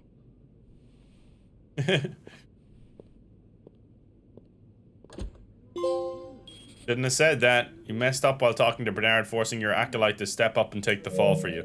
So what should I have said? I was looking for a screwdriver? I mean, what was he going to say then, though? He's going to be like, why?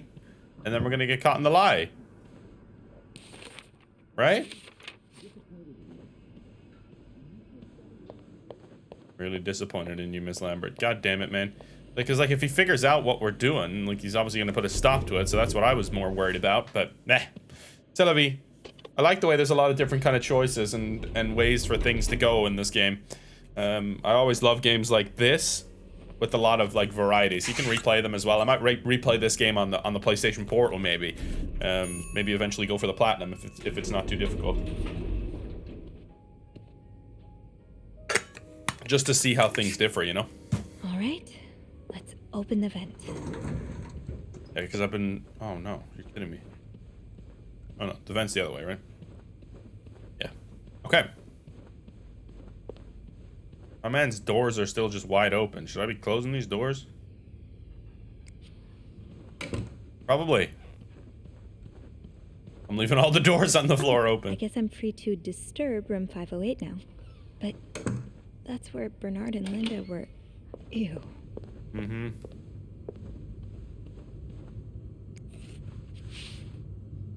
Clean that up. Please clean this room. Do not disturb. No one ever actually puts those up, huh? Alright. What's this say? Ugh. So many tissues. Good lord, what the hell were you guys doing?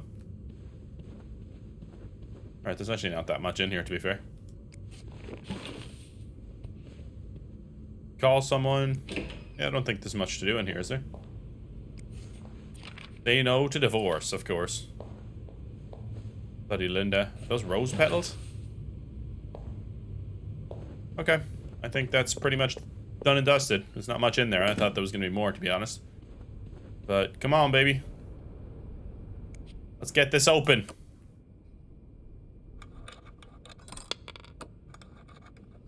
What a satisfying way to unscrew the screws, isn't it? What's that noise? Okay, it's just a...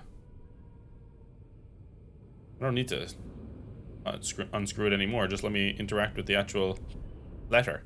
Guys, come on. Don't do this some stupid fucking shit like this now. Okay, like why wouldn't you actually just let me grab it? More of this weird ass language thing?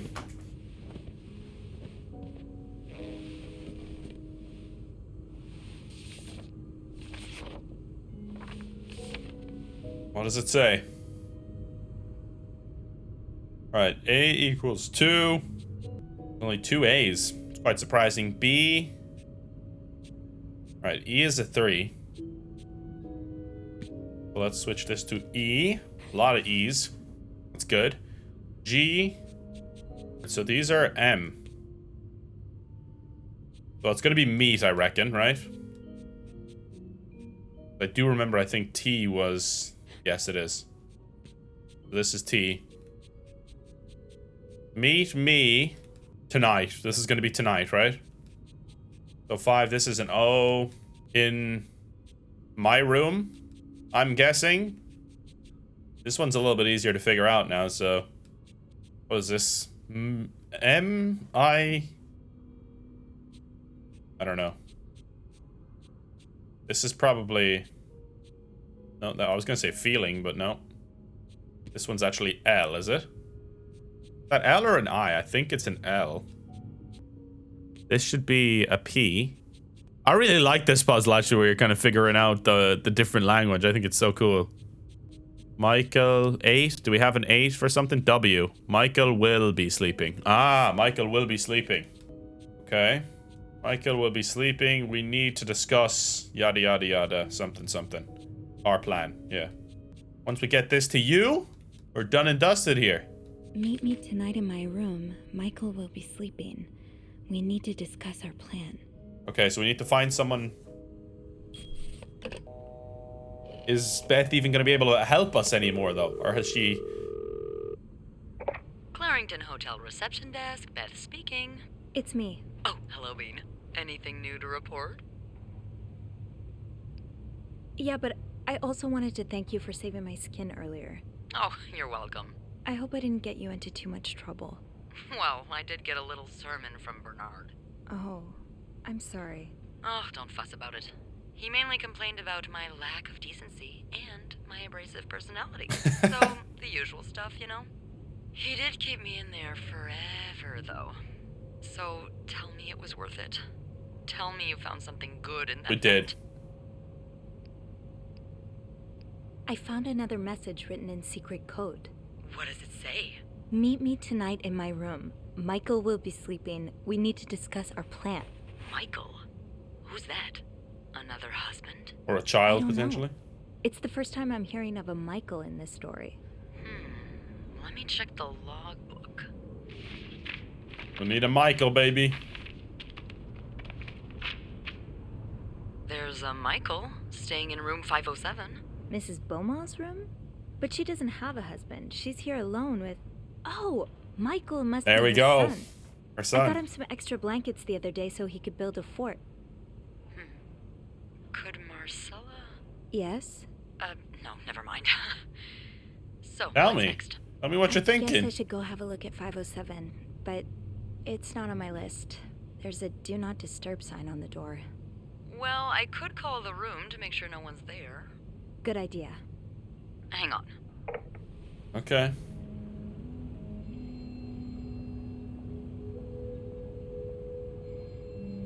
I don't think there's anyone there.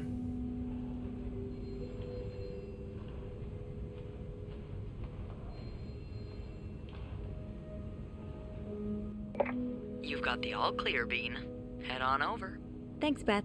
I'll call you back. Alright, but they could have just not answered the phone, you know?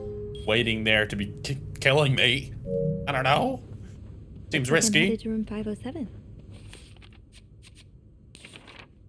Alright, guests. We got Anne Beaumont and Michael Beaumont. She mentioned Marcella. Oh, Marcella. Okay. Could Marcella what? 507 was next door, right? It's here. Yeah.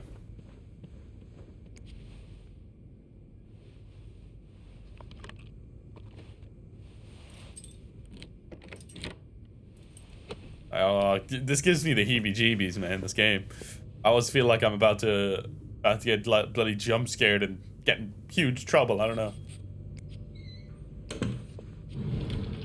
Alright, there's a safe. As there is in every room.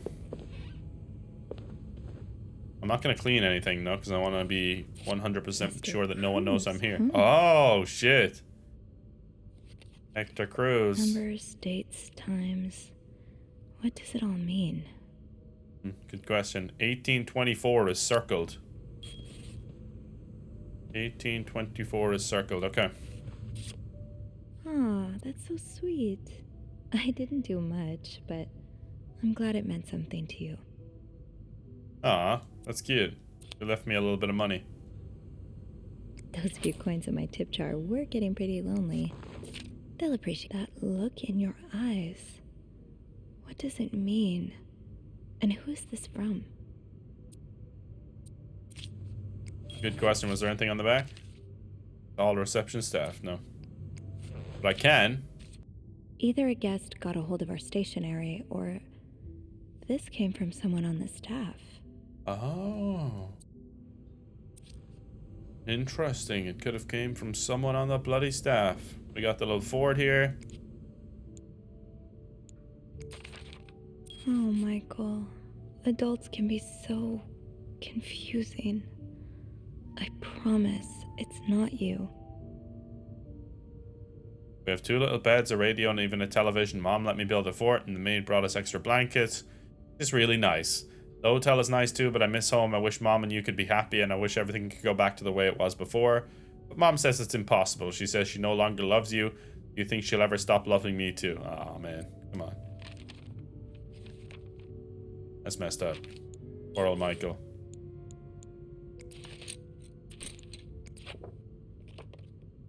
So you were eager to set up a meeting, but didn't want anyone noticing.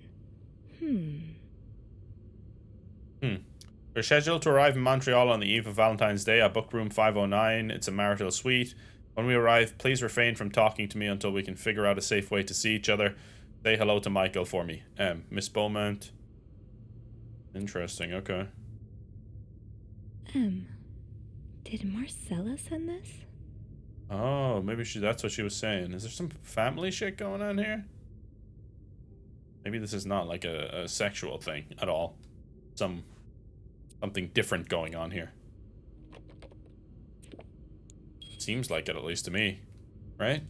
Okay, what else we got? Funny how some games really stand the test of time. Snakes and ladders, goat. I used to play this with Mom. Sounds like Sorry, didn't mean to cut you off. School days, but the name of the sender is smudged. Dear Anne, you are right. I miss the snow already. It's so hot right now in Texas. It's quite a shock after the cool weather of Montreal. My family has never seen snow before, and I could not find the words to tell them how beautiful it is. They don't understand what they are missing. I wish I could build my brothers a snowman, like the one we built together a few weeks ago. I know it's childish, but I had not had that much fun in years. Christmas was exhausting. 9 days of eating, singing, dancing. It's great fun, but I am glad it's over so I can rest a little, of course. Celebrations will resume for New Year, but it gives me a few days to relax. How are things going with your family? I know you don't get along well, but I hope you are still able to have a good time. I will leave for Montreal on the 8th. I cannot wait to be back. I miss finding black cat hairs all over my clothes. I miss our late night studying sessions at Harry's. I even miss Sister Miller's classes, if you can believe it. I'll see you soon. Warm wishes. I wonder if that is Marcella. If I could zoom in on it down there. It does look like it might begin with an A. Or an M, rather. December 26th. Let's get to the bottom of this and find out what links these rooms together.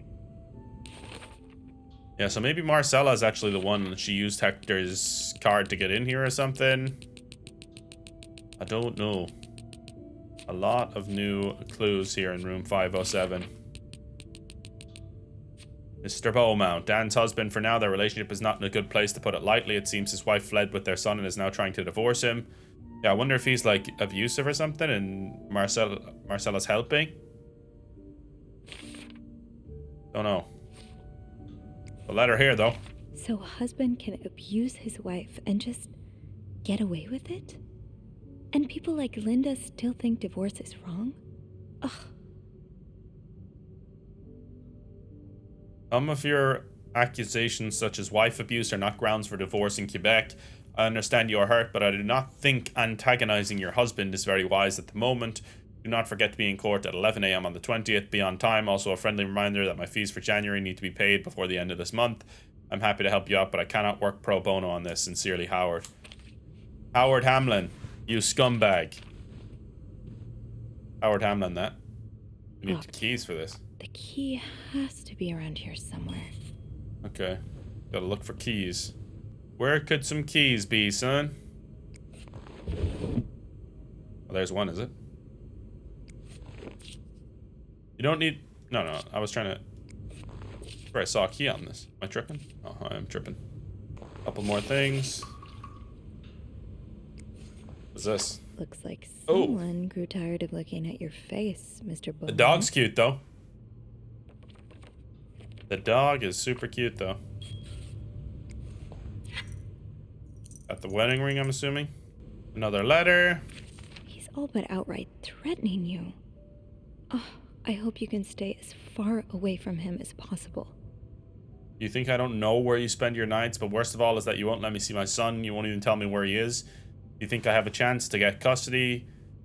Or if you think you have a chance rather. You really don't know me well. I won't let you take Michael away from me.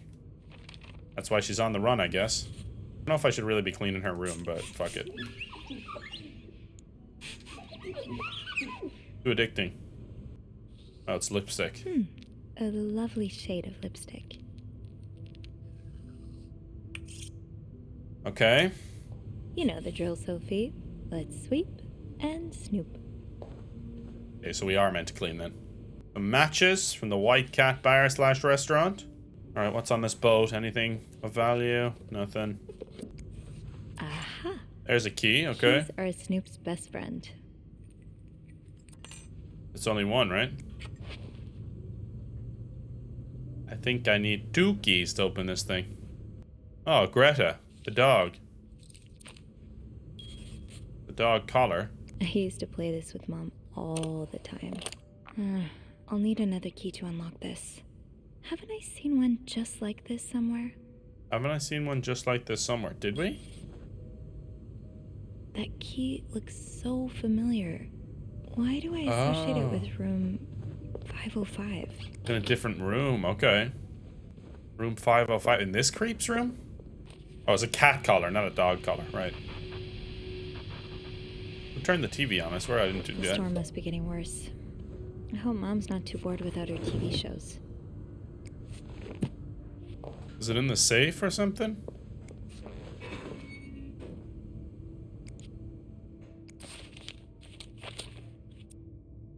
Ah, there you are. With Marcella. God knows where she is.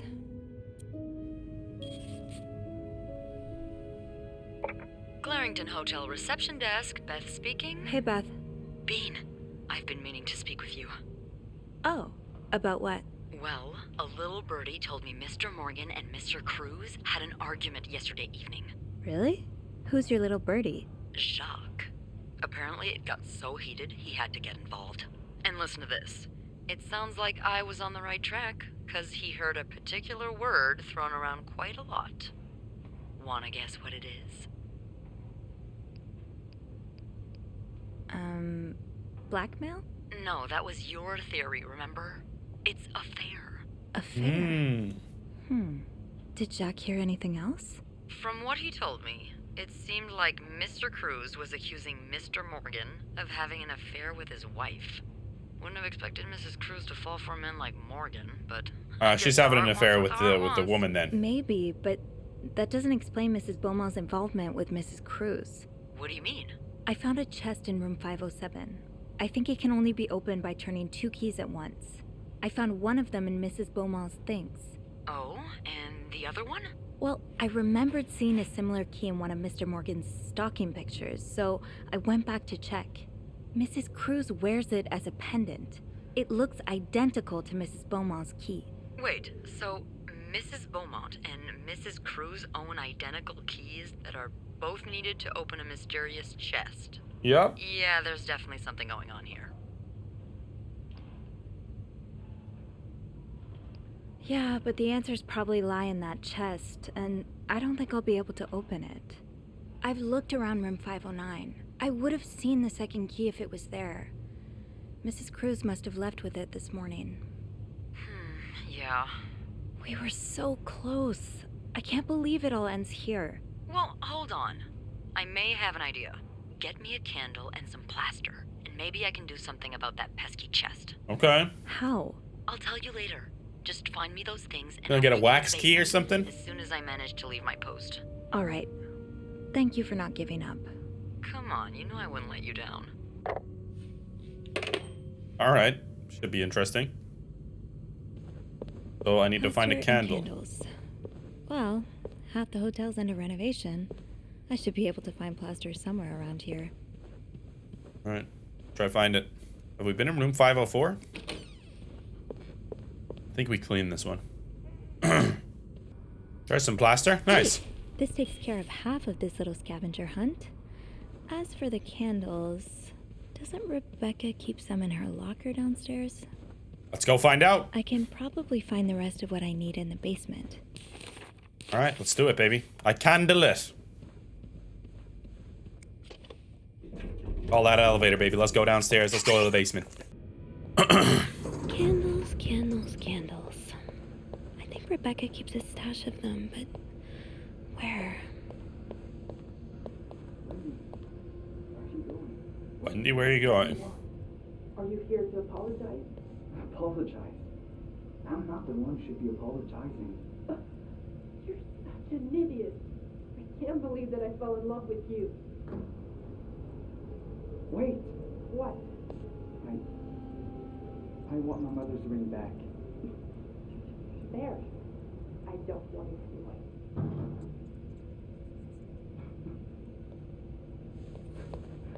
anyway. Jack, you idiot.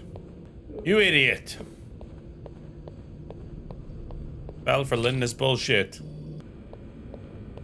Alright, so I don't think the candles are in there. Maybe in here. Look for Rebecca's locker. Oh, Rebecca's locker's open. Interesting. The VIP guest in room 602 is getting on my nerves. He keeps ordering food that's not on the menu. We don't usually do special orders, but Bernard was adamant that we make all of his wishes come through. Do I look like a goddamn genie? That's not even the worst of it, though. Every night he barges in the kitchen as if he was at home, asking for meat for his precious little terriers. Who feeds dogs $4 roast beef? I can't even afford $4 roast beef for myself. Bobby. So you do have a stash of candles. But where is it? Don't you start hoarding candles since the last power outage? I remember you saying you never want to be caught in the dark basement again. Where's your stash? It's urgent. Please, Bobby. Bobby would potentially know? Maybe Bobby took some candles from Rebecca already. Oh, so we can look in Bobby's locker. Fine. Keep your secrets, locker. That's Beth's locker, okay. Are you looking to buy land? I know you grew up on a wait. Is this you, Beth? What on earth led to this picture being taken? An alligator? Is that a live alligator? I think I'd die on the spot. That's a badass. Oh. Didn't I find one of these in Anne's room, too? Yeah, we did. The white cat must be a popular spot. Okay. Might have to go to the white cat at some point. There it is. Bobby Boucher. Yeah, we got some candles here, do we? No candles, but this looks like the the laundry room. That must be the location of Rebecca's stash. Aha. Makes sense. I thought those were candles down there, but no, they weren't. Do we have a key for the laundry room? The break room. I think I left my keys there during my break. Okay. We have that bloody hell of my keys then. Not seeing any keys. Oh, they're there. Alright. Need those for the laundry room, I assume? Bobby's the head chef. Okay. Nice. Bobby was hoarding some Tupperware there for sure. It would make sense for Rebecca to keep her candles by her workstation. But I thought they were in the laundry room. Oh, is she the one who does the laundry? She must be. I'm not seeing any sign of candles just yet, at least. Ooh, is this a movie script? Okay. Something 216. Alright, where the hell are the candles at? There they are.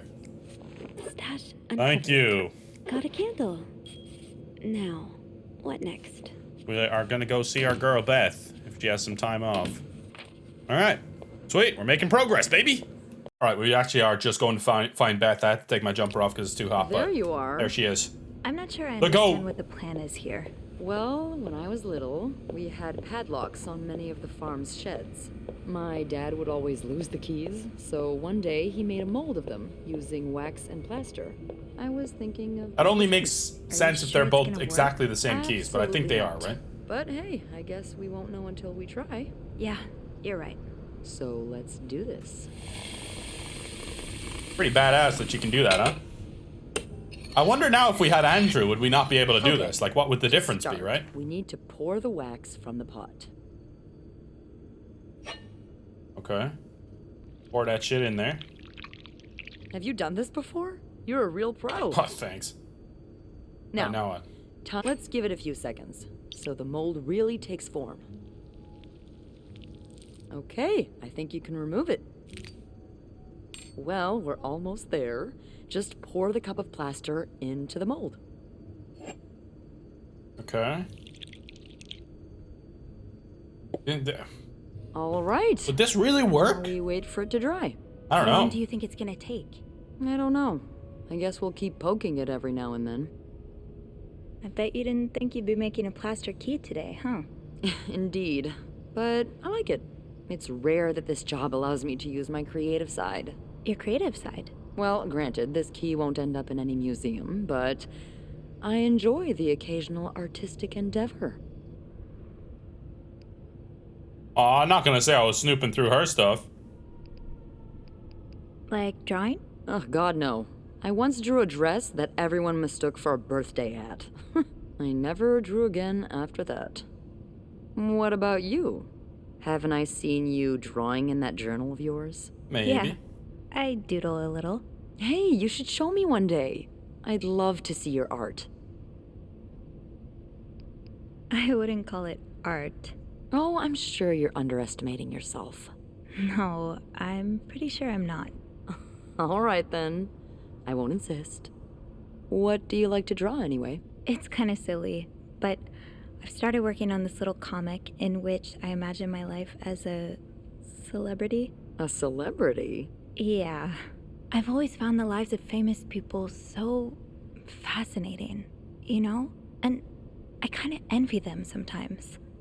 All the drama, the excitement. Yeah, because we're really lacking in drama and excitement today. Well, today's the exception. I'm sure there's something else in your life that excites you. Well, I do like sailing. Excuse me? You sail? On a boat? I used to, with my grandpa. But when he died, we had to sell the boat to pay off his debts. Oh, that's too bad. I would have loved to go with you. That'll be lit. Maybe we can still find a way. Oh, look at that. Maybe it'd be possible to borrow a boat for a day. I think one of Grandpa's friends still has his. Really? That would be great. I just love trying new things. I'll see what I can do. All right. Hey, look. I think it's dry. I can't believe it worked. I could not have done this without you. Yeah, probably not. Well, I should get back upstairs before Bernard notices my absence, if he hasn't already. Let me know how it goes with the key. Bernard's a loser. Oh, and be careful while turning it, okay? You wouldn't want it to break inside the lock. Yeah, I'll be careful. Thank you for everything. No problem. Okay. We got it. We got it, baby. Team building exercise. You made a key with double your I've got made a two keys. With now, what? let's test them out. Okay, double the keys, double the fun. Let's get back upstairs. Let's do this thing, baby. I'm excited. I'm delighted. Let's do this thing. This game's awesome. I really actually am enjoying it a lot. Like for an indie game, it's just really cool. What the hell? Come on. I was just about to get on that. Just closed right in front of my eyes. Like, I definitely say it's up there in my top 5 indie games of the year. Indie style games, at least. Would you class Hi-Fi Rush as an indie game? I'm not sure. Okay, let's see. What room was it again? 507? Yes. let's close this again, just in case someone comes along. We will get a little bit notified at least. We gotta be careful with this now. Be careful, Sophie. You don't want this key to break. That work? Shit, it worked. Okay. That's a lot of stuff in there. Holy moly.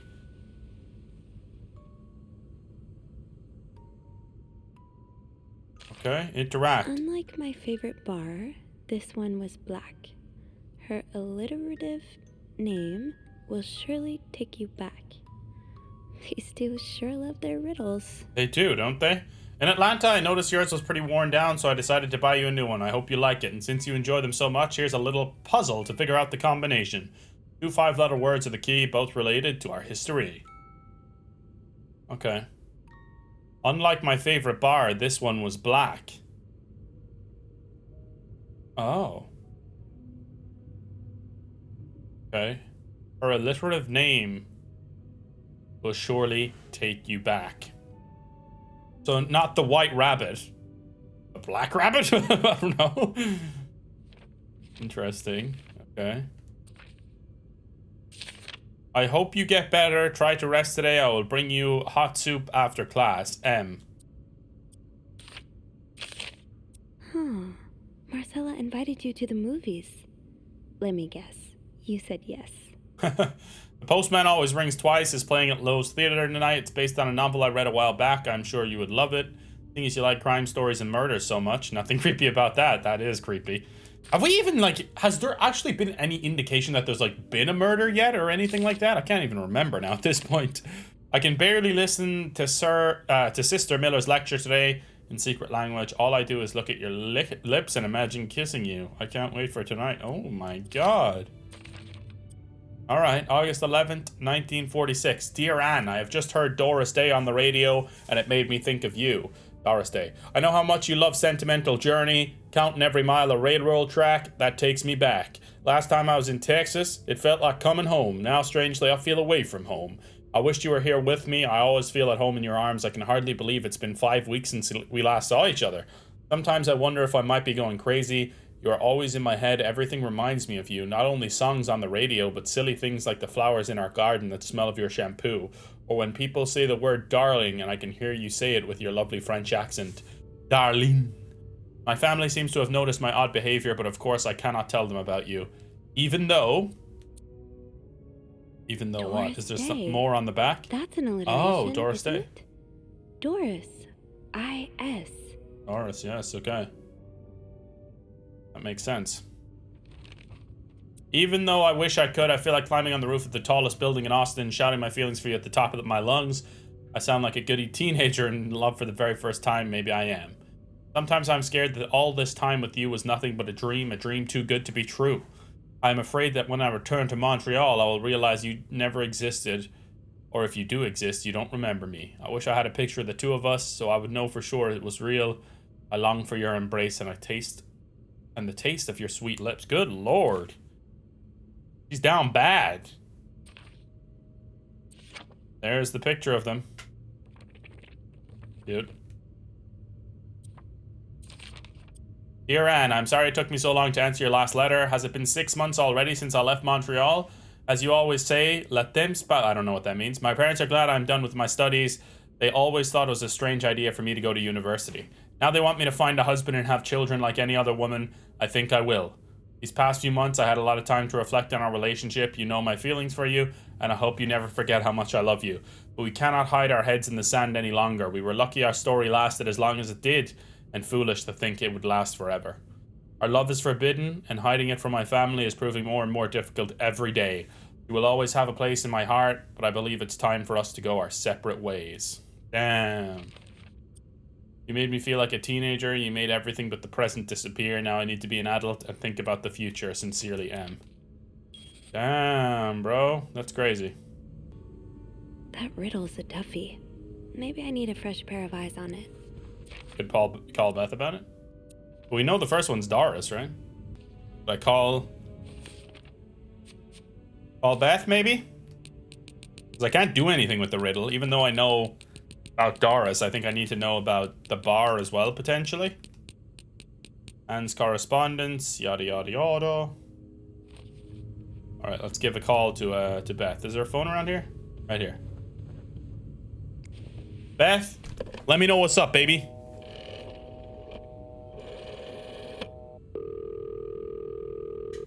Clarington Hotel reception desk. Beth speaking. Hey, Beth. Got a minute? For you, always, Bean. I opened the chest in room 507. You did? Damn, I have to admit I didn't really believe in our little plaster key, but way to go. Yeah, I'm kind of surprised as well. It's quite sturdy. So, spill it. What's in the chest? A riddle. A riddle? I think it was written by Mrs. Beaumont for Mrs. Cruz. And I think the answer will give me the combination for a case I found in room 509. I could use your help with it, though. Oh, God, I hate riddles. Well, let's hear it. Which part is causing you trouble?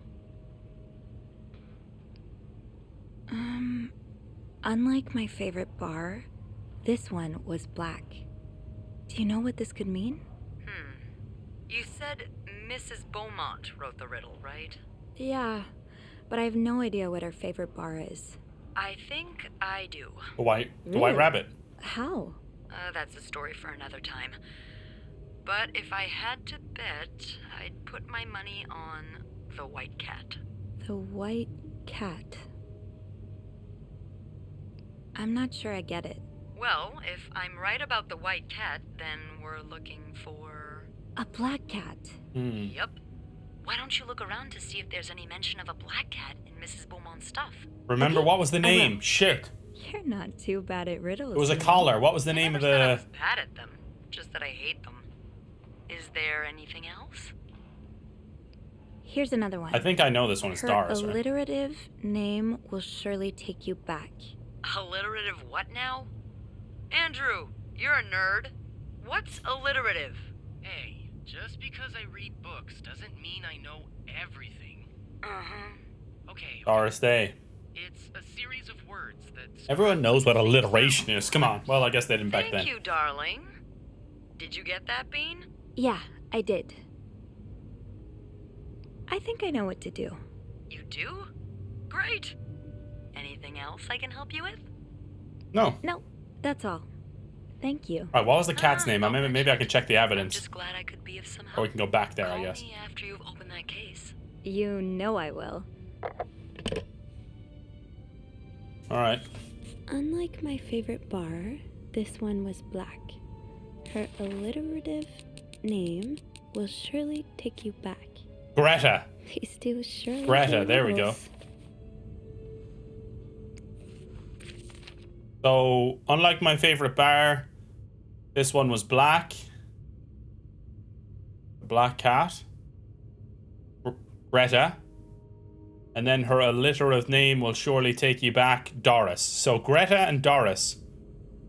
Let's put the letters back. And let's close this thing, eh? Just so she doesn't know I took anything. Alright, what are we even doing again? I can't even remember what's the end goal of this? I honestly forget. Look how goddamn heavy it's snowing out there. So Greta and Doris are the two things we need right now. There's only 4 letters here, so I'm kind of confused on that now. Greta and Doris. Oh, I can actually enter selection mode on this now. Greta. There we go. G-R. There we go. GR. GR. From the first one, take the first 2. Okay. From the last one, take the last 2. So Doris. G-R-I-S. Okay. I think we got it. Right? Okay. G-R-I-S. I wasn't reading the riddle correctly. So G-R from Greta and I-S from Doris. Chris. Agree? Could that be the code for the case on the bed in 509? It's worth a try. Yeah, I mean, it's gotta be, right? That's freaking gotta be it. Alright, I've already put in GR. I just wasn't reading it correctly. Because I am stupid. There we go. We got it. We're in. Chee! We're cooking, boys. We are cooking. Oh, shit. My type of writer. You solved Anne's riddle and opened the case in room 509. That novelist, Bridget Boswell, It's actually you, Marcella? Wow. You know I prefer a good old crime story, but last week I came upon a romance novel with an intriguing title, and they were roommates. I bought it on an impulse at a train station and read it from cover to cover during the journey. Can you imagine my surprise when I recognized our story? You may have changed the names and locations, but all of our moments are there. Our endless discussions in the dorm room, our first date at the theater, our trip to Quebec City. So this is the story they were talking about earlier, where he was talking about the lesbian love story or whatever. You often said writers are thieves, but I never fully understood it until now. It has been almost 10 years since I received your last letter, the letter that painted our relationship as nothing more than a summer fling. At first I could not believe you had written those words, then I waited in vain for your answer, and had to accept your love for me had never been real. For many years I was broken-hearted, angry, confused. I questioned the nature of our feelings, of our attraction, and made many wrong decisions. But this book, your book, am I foolish to think it's proof you really loved me? In any case, I hope you are well, and I am happy to see you accomplish your dream of becoming a writer. Oh, Anne. Murder might be a bit much, but you deserve some kind of justice. Dear Marcella, I didn't expect you to reply to my letter, but I am happy to see I was wrong. Your words have comforted me in a time of great distress. If only Louis was half the man you say Hector is. He has quite a temper and hits me frequently. I am willing to put up with it as long as he doesn't hurt Michael, but there are some days when it becomes almost unbearable. The other day I dreamt of our first date. We were watching The Postman Only Rings Twice, but suddenly we were in the movie. You were Lana Turner and I was John Garfield, and we were both plotting to kill my husband. Jesus Christ, okay. I hate to admit it, but I almost hoped it was premonitory. To answer your question, I do still have our box. My brother is currently in Atlanta for work, and I was thinking of going to see him with Michael next month. If you are able to meet me there, we could open the box together and laugh at the silly things we thought important all those years ago. I hope to hear from you soon. P.S. Do you remember that secret language we invented so Sister Miller couldn't understand the notes we passed during her class? In secret language? I still do. I do like a happy ending.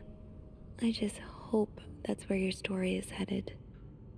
Dear Marcella, thank you for sending me a signed version of your latest novel. I think it's your greatest work yet, but I do have a few comments to help make the next one even better.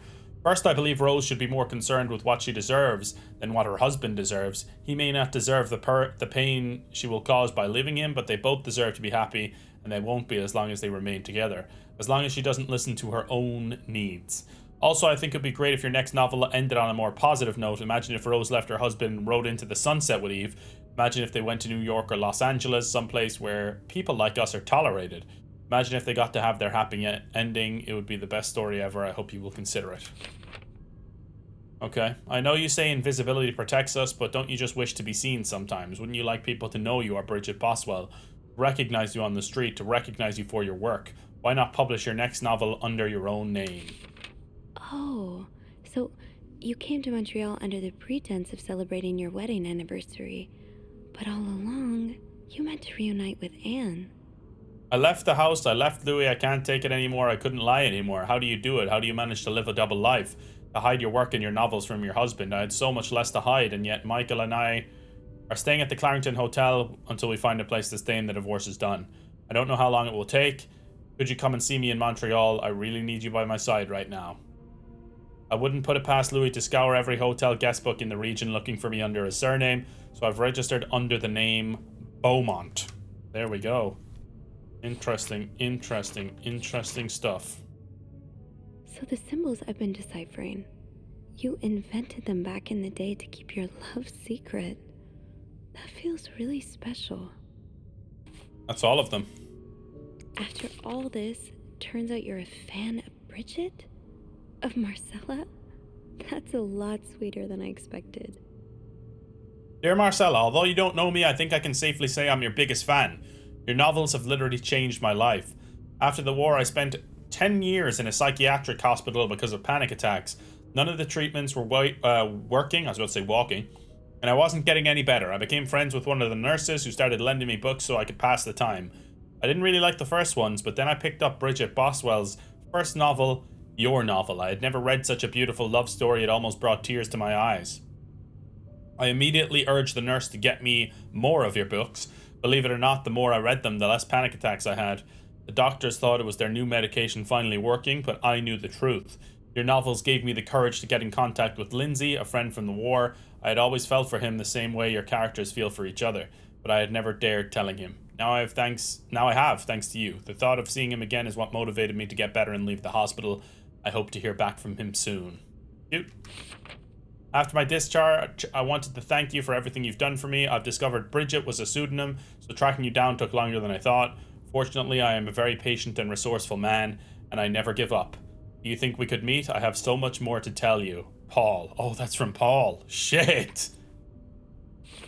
Okay. I'm glad you were able to open up to Marcella like this. Everyone needs someone to talk to. Dear Marcella, thank you for answering my letter. I realize now how unsettling it must have been for you. Please forgive me for tricking your editor into giving me your address. I knew I shouldn't have done that. I wanted to thank you as well for your encouraging words concerning Lindsay. I still haven't heard from him, and I'm starting to fear I might have the wrong address. I wish I could take a train to Virginia, but that's not an option right now as I can barely pay the rent. I guess I will have to find a job. As a kid, I dreamt of being an actor, a Hollywood star. I know it's a foolish dream, but what else can I do? What am I good at? I've tried getting some odd jobs already, but employers turn me down as soon as they learn where I've spent the last 10 years of my life. If it continues like this, I'll probably end up on the street like so many of my army buddies. Why am I even telling you all this? After reading your books and getting to know you through them, I tend to forget I'm only a stranger to you.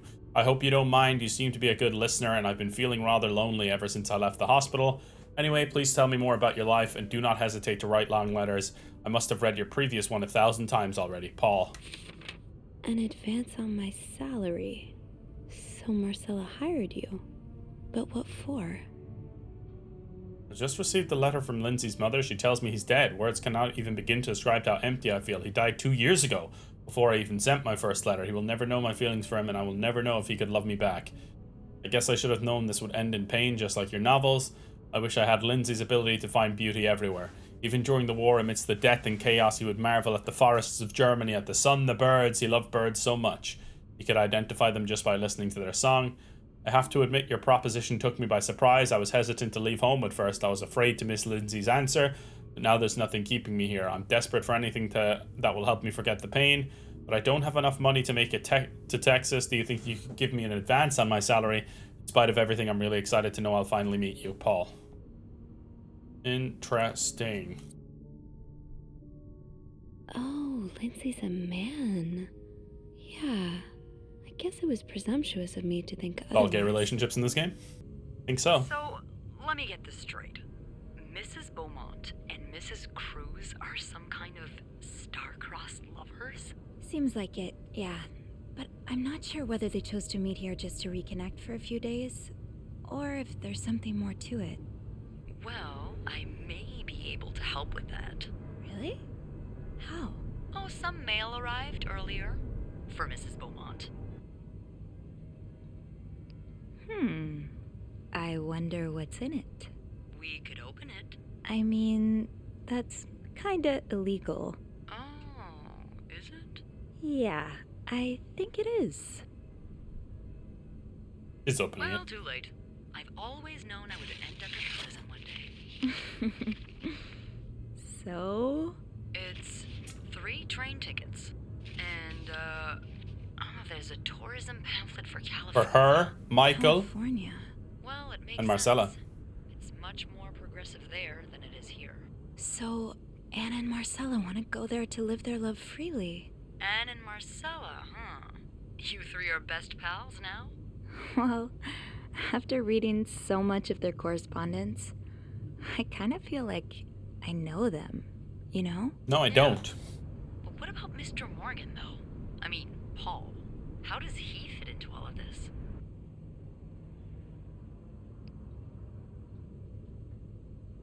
Turns out he's a big fan of Marcella. Is she a celebrity or something? Remember that Pulp Fiction I found in Paul's room? Well, she wrote it under a pseudonym. I think her books gave Paul a chance to get out of his own head while he was staying in a psychiatric hospital. Huh, I see. He's still kind of a creep, though. Couldn't he have stuck to fan mail? Stalking her like that? That's going too far. And why did he have those pictures of you, anyway? I guess we'll never know for sure, but I don't think it was ever about me.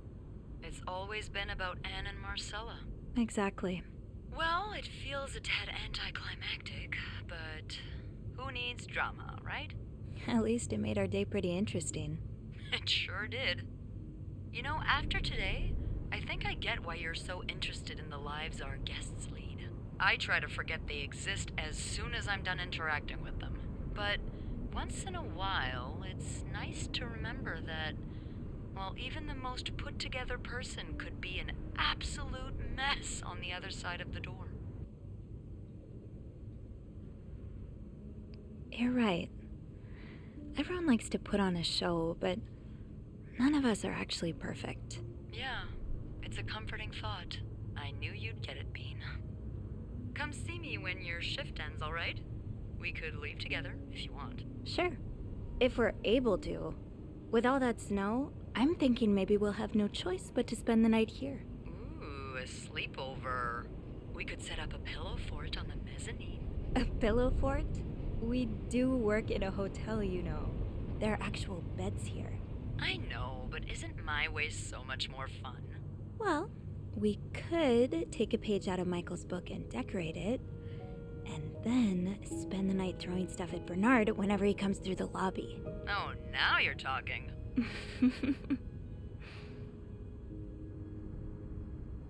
Okay. I just have to finish my tasks for the day, and then I can leave.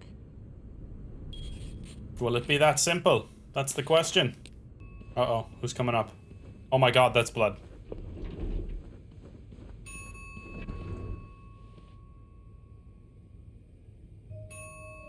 Oh no.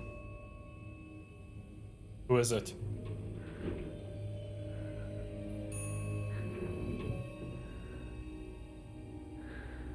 Don't be Andrew. Don't be Beth. Be Bernard.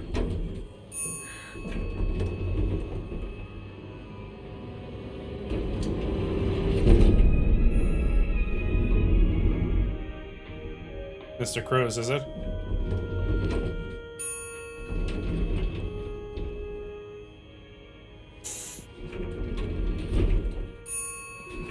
Call someone. Do not touch the body.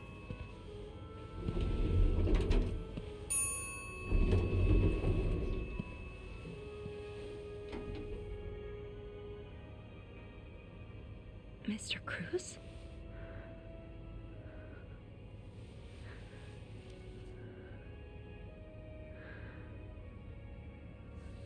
Mr. Cruz. Oh God.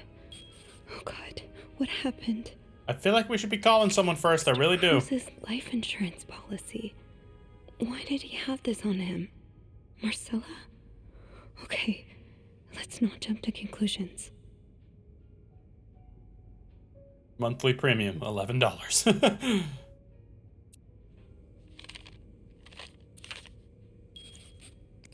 Is this about Paul? Does that mean...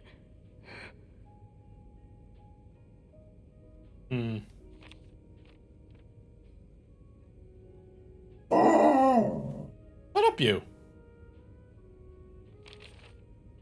Alright. Bernard. I sent him a letter. Those are the only two things I can inspect, right? Yeah. Feel like I need to call someone, right? Not the power going out right now. Of course it goes out right now, dude. Oh, this is creepy as all hell. This game just got turned into a horror game all of a sudden, man. What the hell? Do I follow the blood trail or do I do the opposite?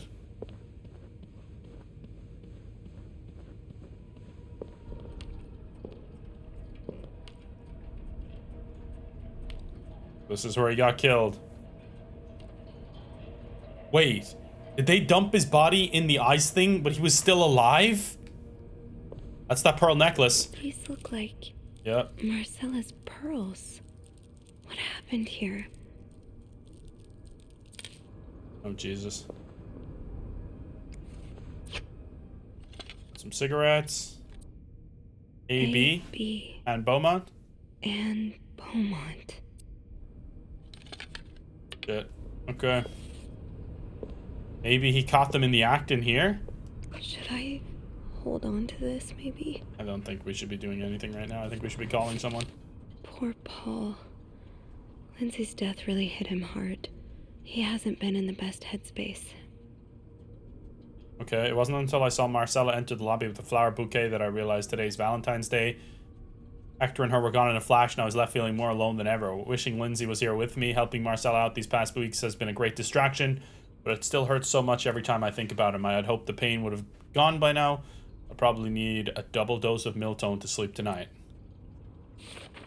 So Paul just needed to pass the time while Marcella was away. That's why he was observing us. Okay, but like, what's he been hired to do? I don't know. Couldn't resort to selling the camera, so I decided to pawn my victory medal instead. It was hard letting it go after so many years, and yet it felt so strange. Yet it also felt strangely liberating. Maybe it's a sign I shouldn't be holding on to the past so much.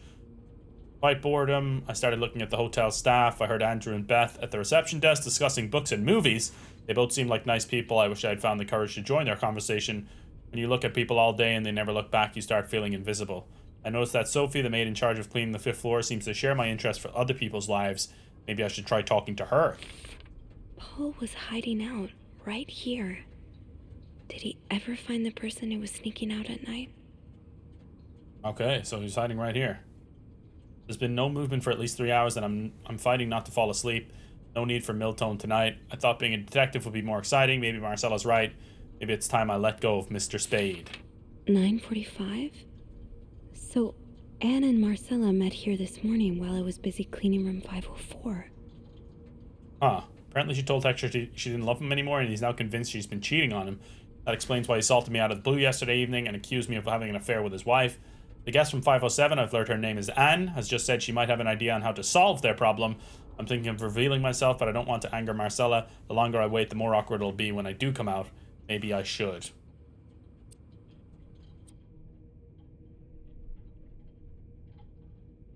Looks like Paul had to stop writing in a hurry. What happened? I was listening to the radio at the time. Did the music drown out the noise? It bloody well must have. Okay. Won't let me do anything yet. Just get to the fuse box in the janitor's closet, Sophie. It's not far. Okay. Where's the janitor's closet? Down the opposite side completely? Alright. Fuse box. Screwdriver. Ice pick. Big. I guess on that worked. Thank God. Let's go. No. Okay. Get the power back. What does this say? Eugene, what I would give to have you with me right now. Check fuse box plan for required amperage of each socket. We'll have to make do. Blown fuses are usually blackened. Screw in new fuses and sockets. Make sure amperage is correct. Flick big lever to restore power. Eugene. Okay. We want to remove this one. It's blacked out. And remove this one as it's blacked out. Okay. How am I supposed to know what... Okay, so this is supposed to be... 15 amperage? How do I know which one has which? Oh, well, type S is 20. That means S would go here. Eugene, do this again. Fuses. I probably need new fuses. Okay, where are some new... Oh, that's these things? Yes, this is what I need. Okay. Inspect. Do I have fuse S? Yes. Okay, that's type S. It wants to be 20 amp, right? I think that's correct. Then this one here would be 15. What else is 15? This one here, so it's a type A one. Screw that shit in. And then this one, I'm taking this one out. And 30 amp would be a type G. How does Eugene do this again? Okay, where's a type G fuse? Fuses. It's it there, surely. I probably need new fuses. That's surely it there, son. Okay, and then lever. Bang. Yes. Okay. Do I try and call someone now? Amateur electrician, you restored the power on the 5th floor. I feel like I gotta try call someone. But maybe Beth won't be there to answer. I'm guessing because of the power outage, potentially. Oh, maybe she is. No, the lines are down.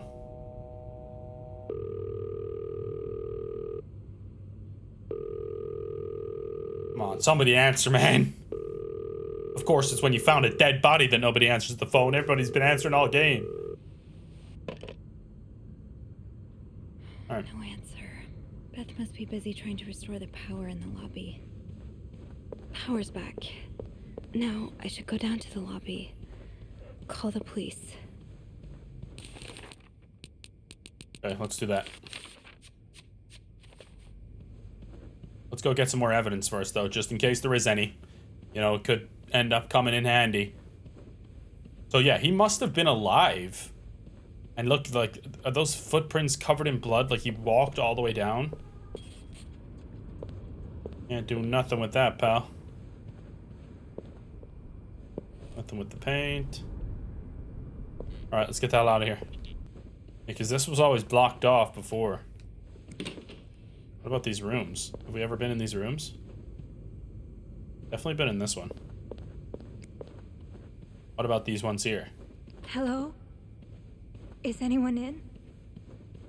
Hello? I need help. Alright, we need help, but nobody's answering. Alright, let's leave. I don't know, I don't think there's anything left. I'm sorry. I'm sorry. I'm so sorry.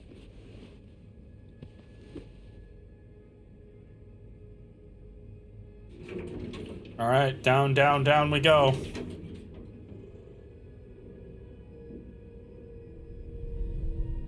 Well, they kind of waited for the murder to kind of happen very late into the game, right? Hoping everyone else downstairs is okay. I need a phone. Beth?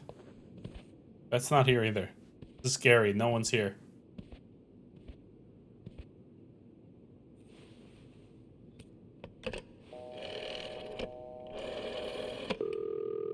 Montreal Police Service, Station 22. There's a man dead. He's been murdered. I need the police. Please stay calm, ma'am. Where are you right now? The lobby, but the body, it's upstairs. Can you give me the address, please? Oh, 1178 Drummond Street. Barrington. All right, ma'am. Officers are on their way. Thank you. Where's Beth?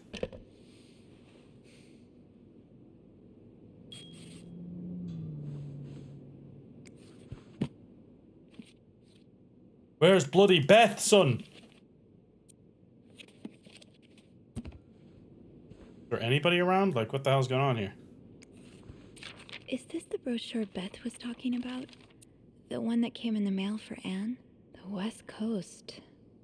That's about as far from Montreal as you can get without crossing an ocean. We need to be careful about giving away certain information or we're gonna get ourselves chucked in jail, you know? So Anne and Marcella really are planning to run off together. Was what happened to Hector part of their plan? But they don't have the tickets right now. They simply do not have the tickets. From Chicago, Illinois to San Francisco, California. This is in Chicago? I didn't even know that. Barrington. Our prestigious guest has expressed a desire to meet the guests from room 505. I cannot fathom what such an illustrious man wants from such a freak. But if you see him, please direct him towards my office. Thank you. Bernard really wants Paul out of the hotel. As you are all aware, we have a very prestigious guest in room 602, and I would hate for his stay at our distinguished establishment to be tarnished because of some other undesirable guests. Inform the guest in 505 that he must vacate his room as soon as possible. Also note that from now on, if you can pay, you can stay policy no longer applies. Guests who do not fit the hotel's new elevated standards should be denied a room. Okay, I can see how this could make Paul look bad. But it's obvious Bernard cares more about the hotel's reputation than the guests' well-being. Indeed.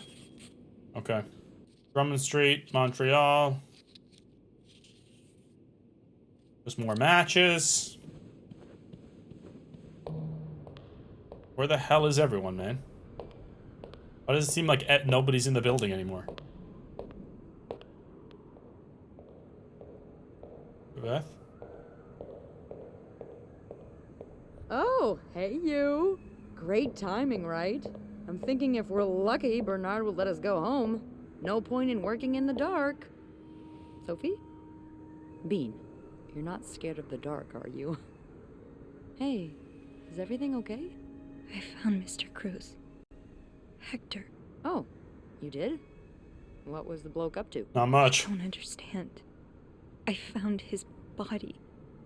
He's dead, Beth. Oh, merde. Merde. Sit down, okay? You look like you're about to faint. Can you blame her?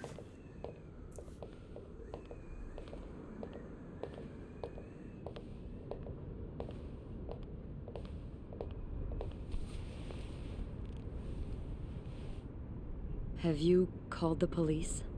Yeah, they're on their way. What happened? Was there an accident? No, I don't think so. Someone did this to him. You mean... Merde. Do you think it could have been Anne and Marcella? Yes. I found something on Hector that would point to that. Yes. Wait, so you touched the body? The dead body? I mean, yes. Kind of. I have to move him. Rule number 1. That's what I was saying. Upon a dead body, do not touch. It could really get you in trouble.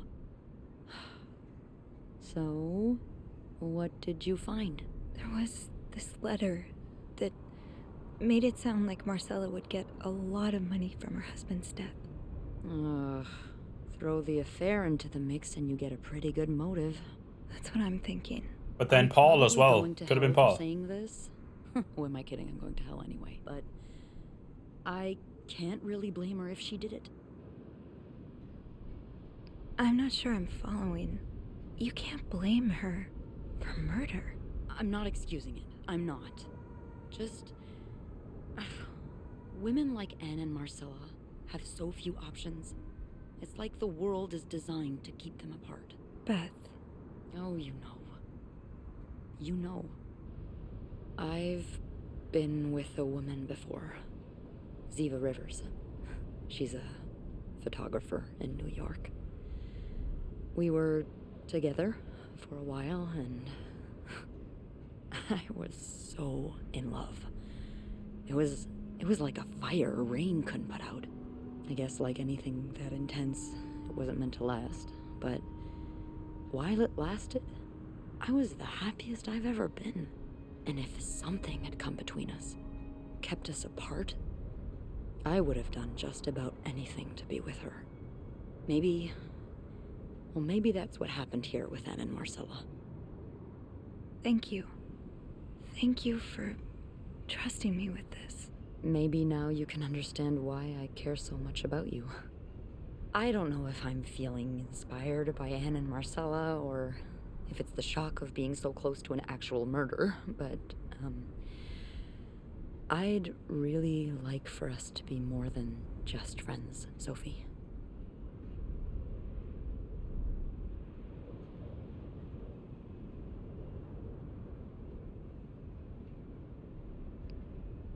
I don't know. What should I do? I feel like these two seem like more like friends, right? Personally, I think. I don't know. These two kind of seem that way to me. But let's go with that. I'm not sure if I feel the same way or not. Oh. Okay, yeah. Yeah, not right in the middle of a murder case, at least. You have a lot to think about already. I don't want to add to that. The police is here. Just be mindful of what you tell them, okay? Yeah, of course. Okay. I'm gonna tell him something, that's for sure. Figure this out.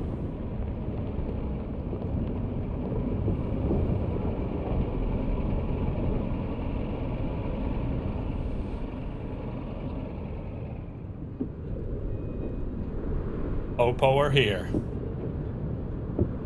Really cool little zoom in shot on her. Miss Roy. Miss Roy. Oh, sorry. I was distracted. I really need you to focus right now. I don't want to be here all night, and I'm sure you don't either. No, I don't. So, as I was saying, we're trying to ascertain the circumstances of Mr. Cruz's death. Do I tell the Can you truth? tell me how you came to find the body? I was cleaning room 509 when I heard the elevator bell ring. Again and again and again. I thought maybe a child was playing with the doors, so I went out in the corridor, and that's when I saw him. All the blood and... Why was the elevator bell ringing? I'm sorry?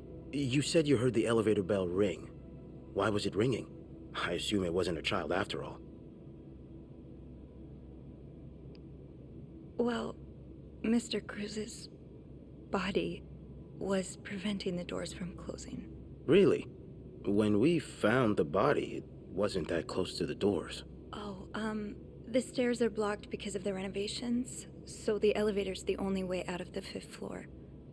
I had no choice but to move the body. Just a little. Ah, so that explains the traces we found. Thank you for clearing that up. So, what did you do after that? Well, that's when the power cut. So I had to go to the janitor's closet. To access the fuse box. Exactly. I changed a few fuses and turned the power back on. But there's a lock on that box, isn't there? Did you have the key? No, I didn't. Only Eugene does. But I thought an ice pick might do the trick, so I went to the ice machine to get one. You're a size 7, I suppose. Yes, I am. Why? What did you see when you went to the ice machine? There was blood. A lot of it. Did you touch anything?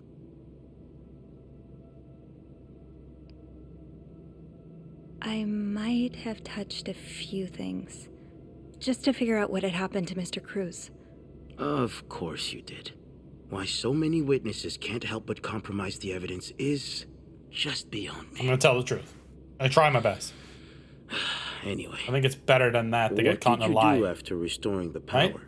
I took the elevator down to the lobby. That's where I called the police. Do you remember what you said to the operator? The exact words. No, I'm afraid I don't. You said, there's a man dead. He's been murdered. That's possible. What makes you so sure it was murder?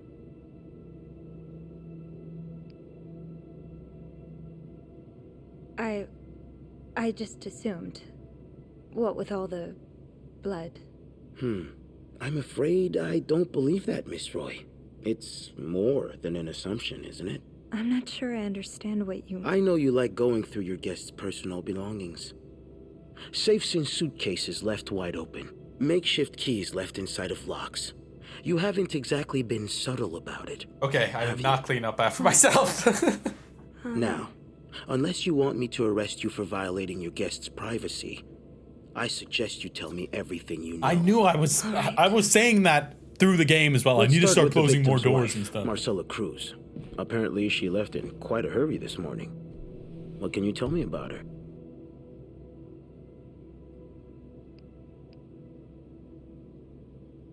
I feel like I have to tell the truth now. She's having an affair, but it's not what you think. She's been in love with another woman since college. They've been apart for more than 10 years, and now Yes, I know all about Mrs. Cruz and Mrs. Beaumont's sexual deviance. Have you ever witnessed them engaging in immoral behavior? What do you mean? I'm asking if you've seen them being, intimate. No, I haven't. No. And did you hear them discuss their deviant ways in front of Mrs. Beaumont's son, perhaps? Imagine what kind of effect such perversion can have on a young child. No, I didn't hear anything. Did you hear them express their hatred of men? Did they ever talk about using violence against men? Did you hear them speak ill of Mr. Cruz?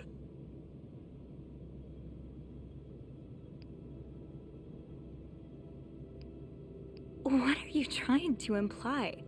That Mrs. Cruz killed her husband because she hates men? I've seen it before from lesbians. this has nothing to do with hate. It's about love. Not that you'd understand. Oh, and you think you do? Then please, enlighten me. She's brave enough to be with the one she loves.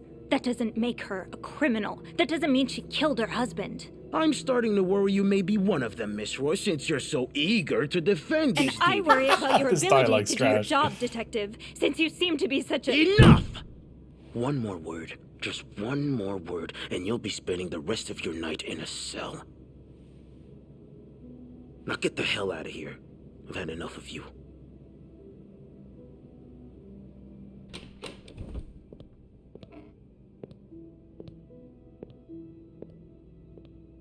I don't know, man. That was kind of a little too on the nose, in my opinion, that dialogue there.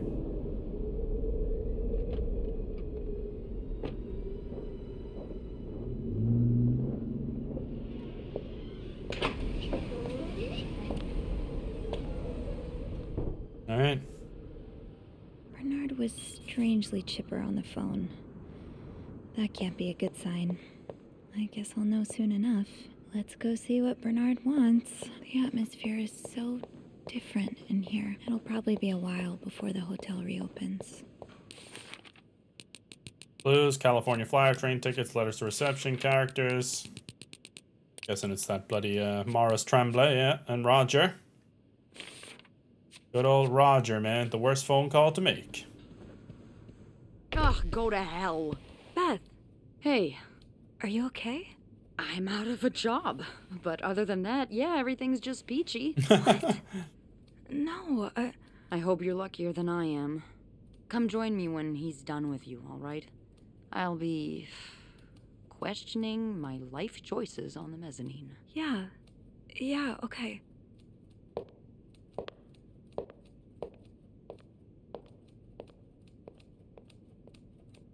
All right, dickhead, what's going on? I hate this guy, man. Miss Roy. Come in.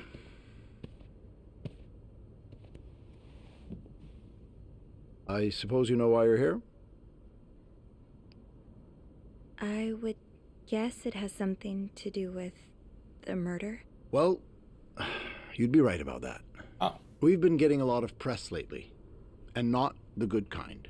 I wouldn't expect you to understand the position I'm in, but I assure you, it's quite uncomfortable to have one's life's work blown away like that. All thanks to some sexual deviance and a nut job. It's obvious to me now that I haven't been firm enough. For guests of such morals to be comfortable booking a few nights here and committing such a horrid act? Things need to change. This means elevating our standards to the highest possible level, and it starts with the people working here. It starts with you. With me? Yes. From what I've heard, you've been quite the exemplary maid lately. Clean rooms, satisfied guests. I take my job very seriously, sir. As you should. We'll see for the future, but for now, you'll be allowed to continue working here. Thank you. I'm not done. The police have finished their investigation and left a mess on the 5th floor. I want you to clean it up. You want me to go back there? Yes, why not? I found a dead body on that floor. I'm not going back. I'll make this simple for you. If you don't do it, you're fired. Bitch, I You quit. can't fire me. Because I quit. Sure. I fire you, you quit. It's all the same to me. Just make sure to empty your locker before the end of the month. That'll be all. This guy, man. This frickin' guy Bernard, huh?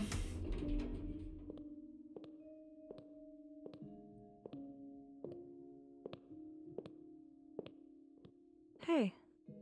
Hey. What a week. Yeah. So, what did Bernard want with you? Well, he was being kind of a jerk, so I quit. You what? I quit. I figured there was no point in staying if you were leaving. I appreciate the solidarity, but you really didn't have to do that. I think it's for the best. Did Guy sucks Bernard anyway. say why he was firing you? Ugh.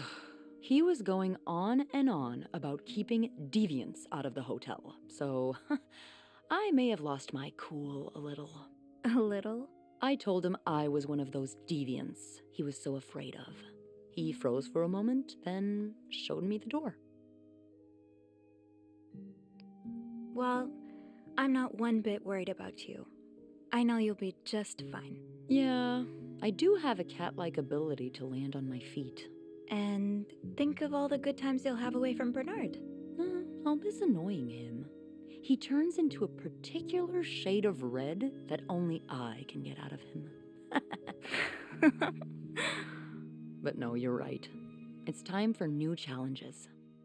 I could see myself owning my own establishment, one that caters to the right kind of crowd. Believe it or not, I do enjoy the company of people, just not, the stuck-up, entitled clientele of this prestigious hotel. But maybe if I were behind the counter of, say, a bar instead of a reception desk. I don't know. Is that silly? No, it's not. In fact, you'd be perfect for it. You're the most charming person I know. Thank you. I'm really glad we're friends. Me too.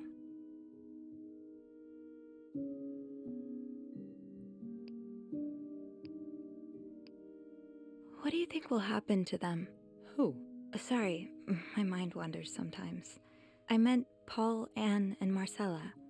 Do you think they'll be released? Yeah, I think so. Paul will probably become a famed photographer. His portrait of you will be hanged at the Louvre, entitled The Inconspicuous Maid. It will sell for millions.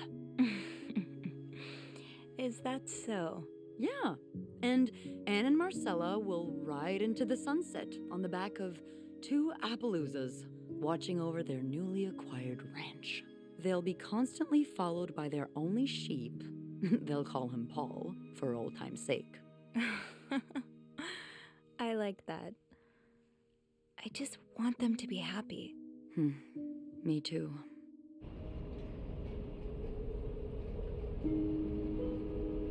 Someone watching us?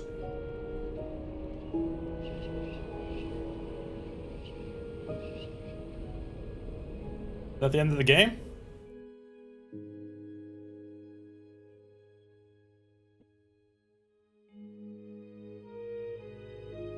Huh. 3 conspirators charged in Clarrington Hotel murder case.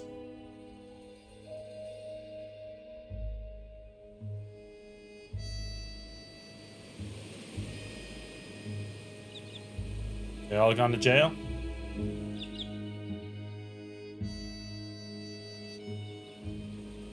Lindsay Franklin, forever in our hearts. R.I.P. Lindsay.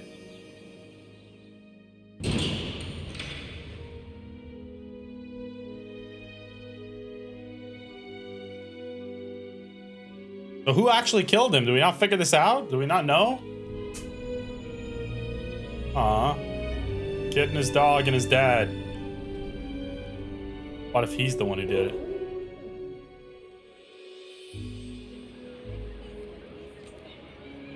Grand reopening, VIP only.